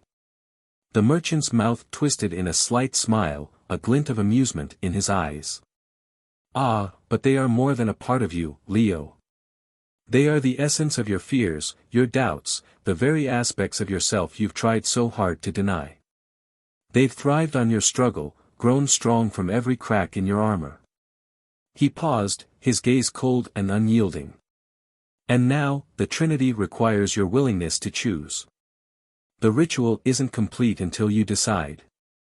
Leo's chest tightened, dread pooling in his stomach. He didn't trust the merchant, but he couldn't ignore the weight of his words. He glanced around, searching for any sign of an escape, a way to turn the game against the Trinity. But all he saw were the mirrors, his reflections, each a twisted, broken version of himself. "One of these reflections," the merchant continued, "is your true self, the version that will survive. The others are lost, abandoned to the Trinity. Your decision must come from the deepest part of you, Leo, or this entire journey will have been for nothing." The merchant gestured toward the mirrors, his voice low, almost reverent. "Your choice will bind you to one of these paths. One will free you, one will bind you forever to the Trinity, and one will ensure that your beloved Ava walks free." His eyes gleamed. "But only one path will spare you both." Leo's heart pounded as he looked at the mirrors, each reflection representing a different fate, a different aspect of himself. He knew that any hesitation, any weakness, would lead to a loss he couldn't bear. The reflections shifted, and Leo felt himself drawn toward a particular mirror, one that seemed to ripple, the figure within clearer than the others. It was him, but not quite. This Leo was older, his face marked by lines of experience, wisdom, but also pain. His gaze was steely, resolute, a man who had fought many battles and won, but who had clearly lost much along the way. The merchant's voice echoed in his mind, pulling him back to the present. "Are you ready to choose, Leo?" He swallowed, glancing at the other reflections. One of them showed him as hollow, his eyes dark, soulless, a puppet to the Trinity's will. Another showed him shattered, despair written across his face, as though he had lost everything. But the figure in the first mirror, the older, wiser Leo, seemed grounded, unbreakable, despite the scars he bore. "I know what you're trying to do," Leo said, his voice low but fierce. "You're trying to make me doubt myself, to trick me into choosing wrong. But I've come too far to let you control me. The merchant tilted his head, watching him with a curious expression. Perhaps. But you cannot deny what is before you, Leo. Each reflection is a piece of you, and until you accept that, you will remain at the Trinity's mercy. The word struck deep, sending a chill through him. He realized that the reflections weren't just possibilities, they were parts of himself that he had been forced to confront through this journey. His fear, his pride, his anger, his despair. And if he was going to break free, he had to confront them all. Closing his eyes, he took a deep breath, letting the weight of his journey wash over him.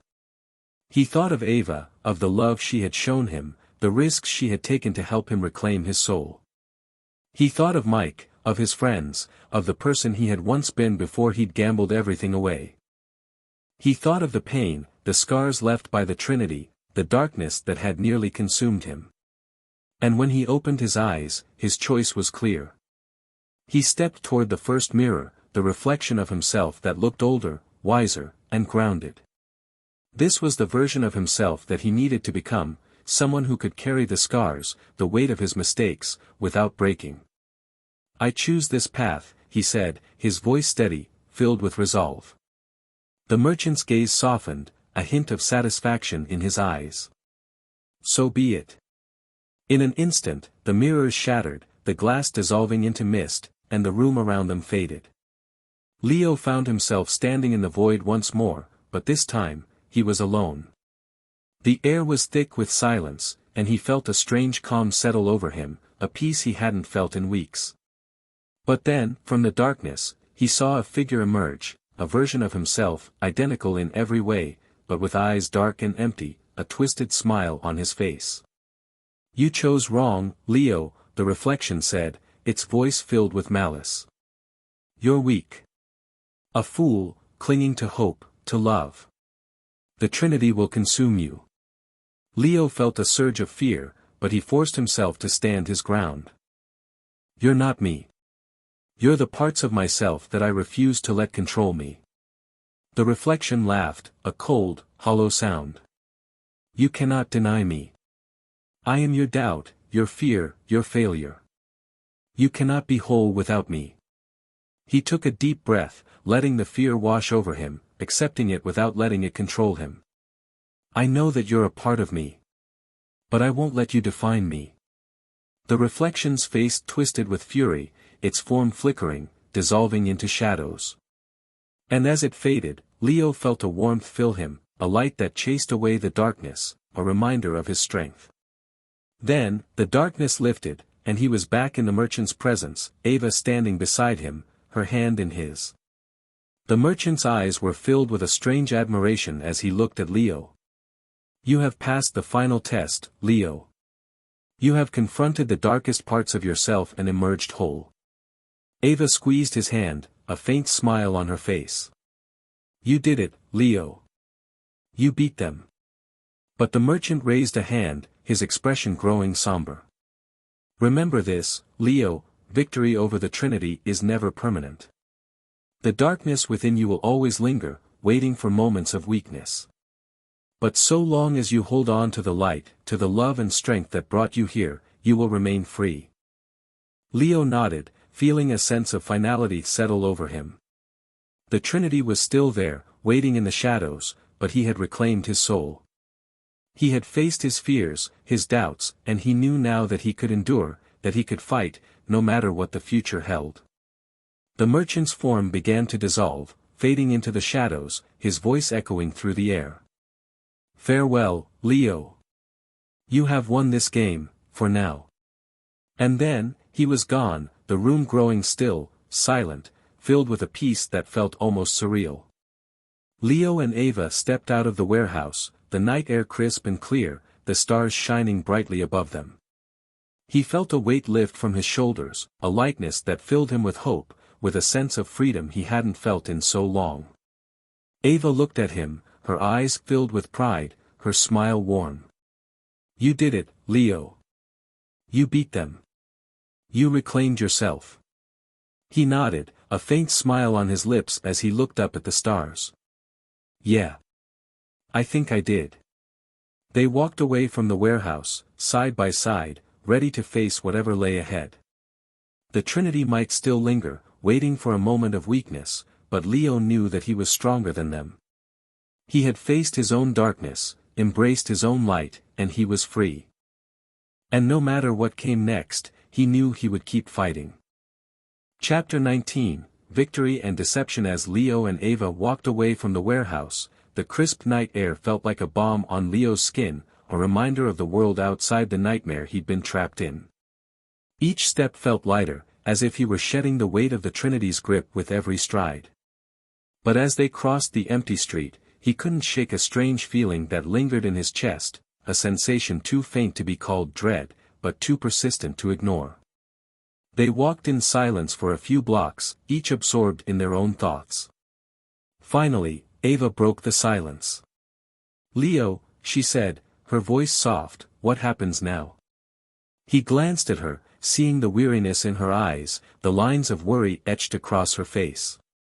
It pained him to realize how deeply this ordeal had affected her. His journey with the Trinity had left scars on her too.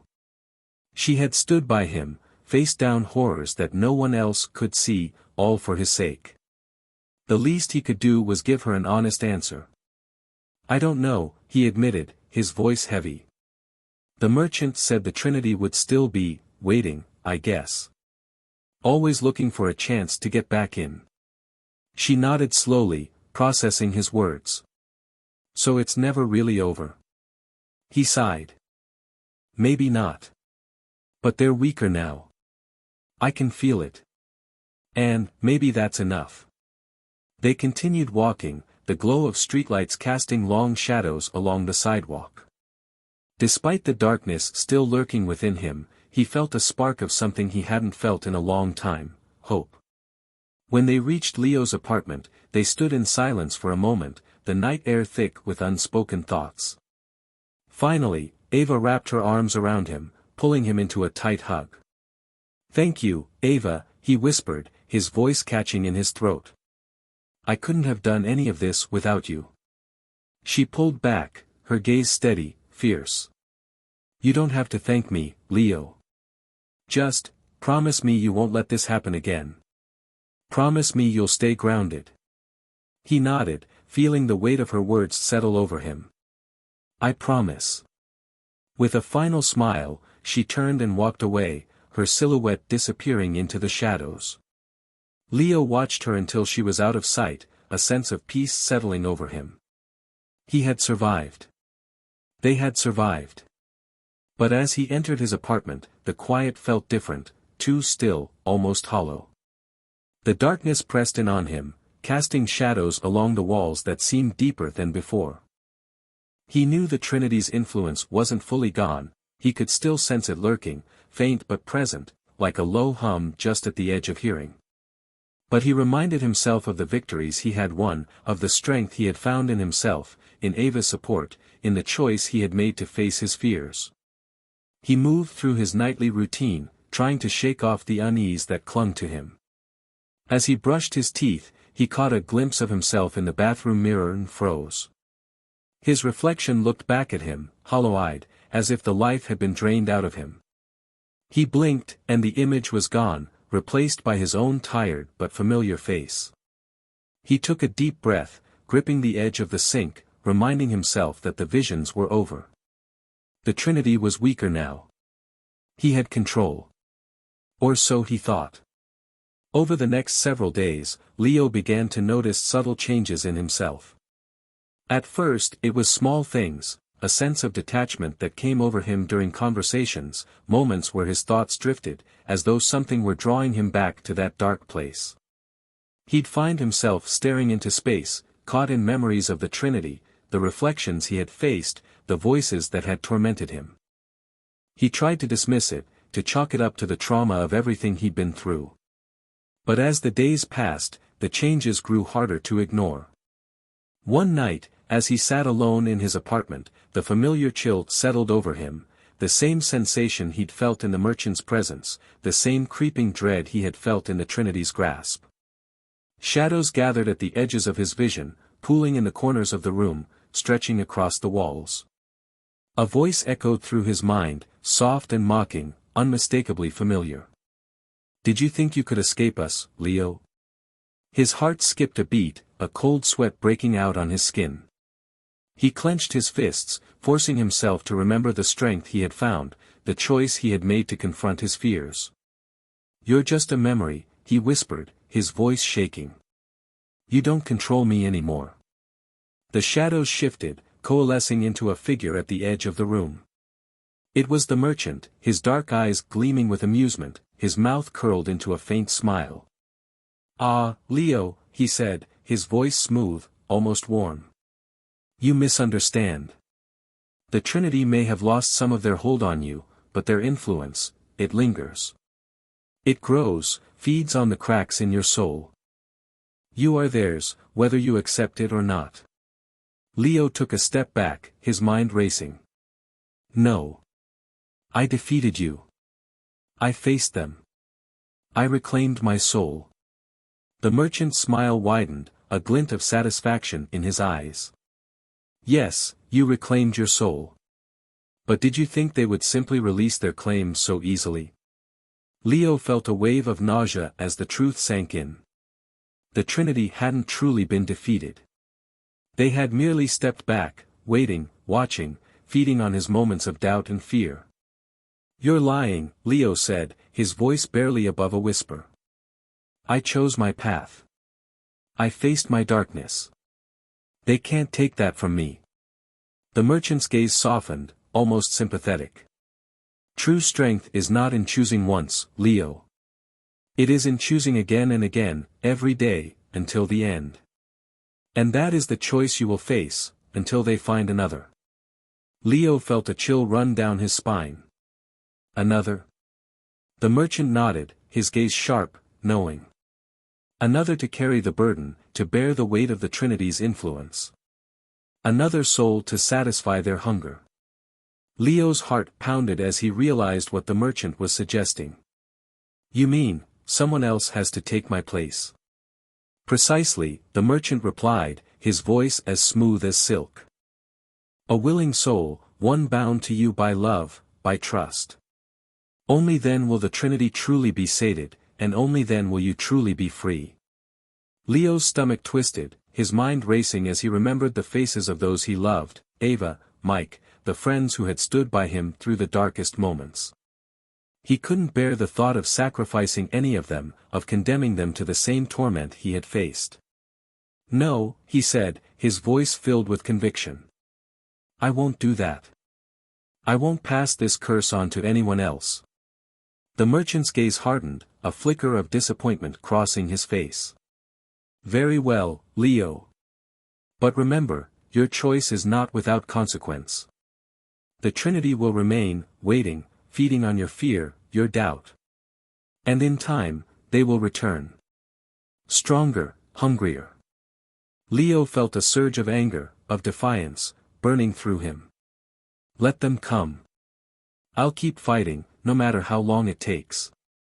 The merchant's expression softened, a hint of admiration in his eyes. A noble sentiment, but one that will cost you dearly. The Trinity is relentless, and their hunger, it cannot be denied. The room grew colder, the shadows deepening, pressing in around him. The merchant's form began to fade, dissolving into the darkness, his voice echoing in Leo's mind. Until we meet again, Leo. May your strength endure, for as long as it lasts. And then, he was gone, the silence settling over the room like a heavy shroud. Over the next few days, Leo threw himself into a new routine, determined to keep himself grounded, to stay connected to the people who had helped him through his darkest moments. He spent time with Ava, with Mike, filling his days with conversations, laughter, anything that reminded him of the life he had fought so hard to reclaim. But in quiet moments, when he was alone, he could feel it, the Trinity's presence, lingering at the edges of his mind, waiting, watching. They were weaker now, yes, but they were still there, a shadow that clung to him, a reminder of the darkness he had carried. One evening, as he sat on his balcony, watching the sun set over the city, Ava joined him, her gaze thoughtful, her expression soft.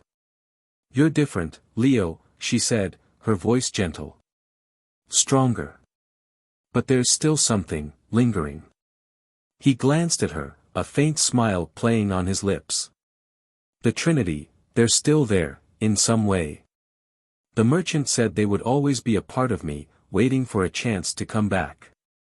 Ava reached out, taking his hand in hers. Then we'll keep fighting. Whatever it takes. He nodded, feeling a warmth settle over him, a sense of peace that dulled the edge of his fear. He had faced the Trinity, had reclaimed his soul, and he knew that he could endure, no matter how long the battle lasted. But even as they sat in comfortable silence, a quiet dread lingered in the back of his mind, a knowledge that the Trinity's hold on him was not fully broken, that their influence would continue to shape him, to haunt him. And somewhere in the depths of his mind, he could hear their voices, faint but persistent, whispering promises of power, of control, of a life unbound by fear or doubt. Leo closed his eyes, the warmth of Ava's hand grounding him, reminding him of the light he had found within himself. He knew that the journey was far from over, that the darkness within him would always be a part of him. But he also knew that he had the strength to keep fighting, to hold on to the light, no matter what trials lay ahead. And as the last rays of sunlight faded, casting the world into shadow, he made a silent promise, to himself, to Ava, to the people who had stood by him, that he would not let the Trinity win. Not today, and not ever. Chapter 20, Aftermath and Legacy. Leo had won, but his victory was fragile. The Trinity's presence lingered, casting long, dark shadows over his life, reminders of the torment he had survived and the battles he would continue to face. The merchant's parting words haunted him, a reminder that the Trinity's influence would remain, a shadow lurking in the corners of his mind, ready to seize any moment of weakness. But for now, he was free, and he was determined to live. In the weeks following that final confrontation, Leo tried to settle back into a semblance of normalcy. Days began to feel like his own again, each one a little brighter, a little less haunted. Yet despite his efforts to push forward, he couldn't entirely escape the feeling that the Trinity was watching him, waiting. Sometimes, late at night, he would feel the prickling sensation of being observed, a cold chill that seemed to seep into his skin, as though the darkness were still entwined within him. And though he rarely mentioned it, he knew that Ava felt it too. She had faced the Trinity with him, had stood by his side as they stared into the abyss, and he knew the experience had changed her. She had been quieter, more introspective, since that night, her laughter less frequent, her smile carrying a trace of sadness that hadn't been there before. The Trinity had taken something from her too, a part of her innocence, her lightness, replaced by a haunted look that she couldn't entirely shake. One night, as they sat together on Leo's balcony, watching the city lights glitter in the darkness, Ava finally broke the silence. "Do you think they'll ever really be gone?" she asked, her voice barely above a whisper. Leo looked at her, his heart heavy. "I don't know, Ava. I'd like to think so. But I think maybe this is just something I have to live with. Maybe they'll always be there, in some way." Ava nodded, her gaze distant. "They're like a scar, aren't they? Something that fades but never really disappears." Leo thought of the bruises that had appeared on his skin, the dark shadows that had once marked him as the Trinity's prey. The physical scars had healed, but he knew that the ones in his mind, in his soul, would remain. The Trinity was a part of him now, woven into the fabric of his being, a reminder of the darkness he had faced. But he also knew that he was stronger now. He had fought, survived, and reclaimed himself, and he would keep fighting for as long as it took. The Trinity's influence might linger, but it no longer held the power to control him. "Scars are proof that we survived," he said, his voice steady. "They're a reminder of what we went through, of what we overcame." Ava turned to him, a faint smile on her lips. "Then I guess we'll wear our scars proudly." They sat in silence, the city stretching out before them, the quiet comfort of shared resilience settling between them. For the first time, Leo felt a sense of closure, a feeling that, while the past would always be a part of him, it no longer held the power to dictate his future. In the weeks that followed, Leo found himself becoming a different person. He began to see life through a new lens, a sharper awareness of the world around him, of the people who inhabited it. He had faced something beyond himself, something ancient and powerful, and it had left him with a sense of responsibility that he couldn't ignore. He started spending time with people he had once distanced himself from, reconnecting with old friends, reaching out to those he had pushed away. He found that he had a greater patience for others, a deeper compassion that stemmed from his own experiences with fear, with doubt. He knew what it felt like to stand on the edge of darkness, and he couldn't ignore those who might be facing their own struggles, their own battles with inner demons. But as he grew closer to those around him, he also found himself haunted by a lingering fear, a nagging sense that the Trinity's curse wasn't fully broken, that its influence might one day seep into the lives of those he cared about. He couldn't shake the merchant's words, the warning that the Trinity would remain, waiting, biding their time. And then, one evening, something happened that confirmed his fears. Leo had met up with Mike for dinner, an attempt to re-establish the friendship that had been strained by his ordeal. Mike had been one of the few constants in his life, someone who had tried to stand by him, even when he didn't fully understand the darkness Leo was facing. Their conversations were light, filled with laughter, the tension between them beginning to fade as they rediscovered the camaraderie they'd once shared. But as they sat together, Leo felt a sudden, inexplicable chill. His heart skipped a beat, the familiar sensation of being watched prickling at the edges of his mind. He glanced around, his eyes scanning the restaurant, but there was no sign of anything unusual. The room was filled with the usual bustle, laughter and conversation blending into a warm, comforting hum. But then he looked at Mike and froze. Mike's expression had changed, his gaze distant, his eyes unfocused, as though he were somewhere else entirely. Leo's heart pounded as he recognized the look, the hollow emptiness that he had seen in his own reflection during his darkest moments. He knew that look all too well, it was the gaze of someone touched by the Trinity. "Mike?" he asked, his voice tense, barely able to contain the fear that surged through him. Mike blinked, his gaze refocusing, a flicker of confusion crossing his face. "Huh. Sorry, Leo, I spaced out for a second there." Leo's throat tightened, the familiar dread coiling within him. Are you feeling okay?" Mike shrugged, his tone light, but there was a shadow in his eyes that hadn't been there before. "Yeah, I'm fine. Just tired, I guess. Been having weird dreams lately." The words sent a chill down Leo's spine. He knew exactly what kind of dreams Mike was talking about. He had once been haunted by the same visions, the same whispers that gnawed at the edges of his sanity. "Dreams?" he asked, struggling to keep his voice steady. "What kind of dreams?" Mike hesitated, his gaze distant once more, his brow furrowing. "It's hard to explain. Just shadows, I guess. And voices, telling me things. Makes me feel like I'm being watched." Leo's heart pounded, his hands clenching beneath the table.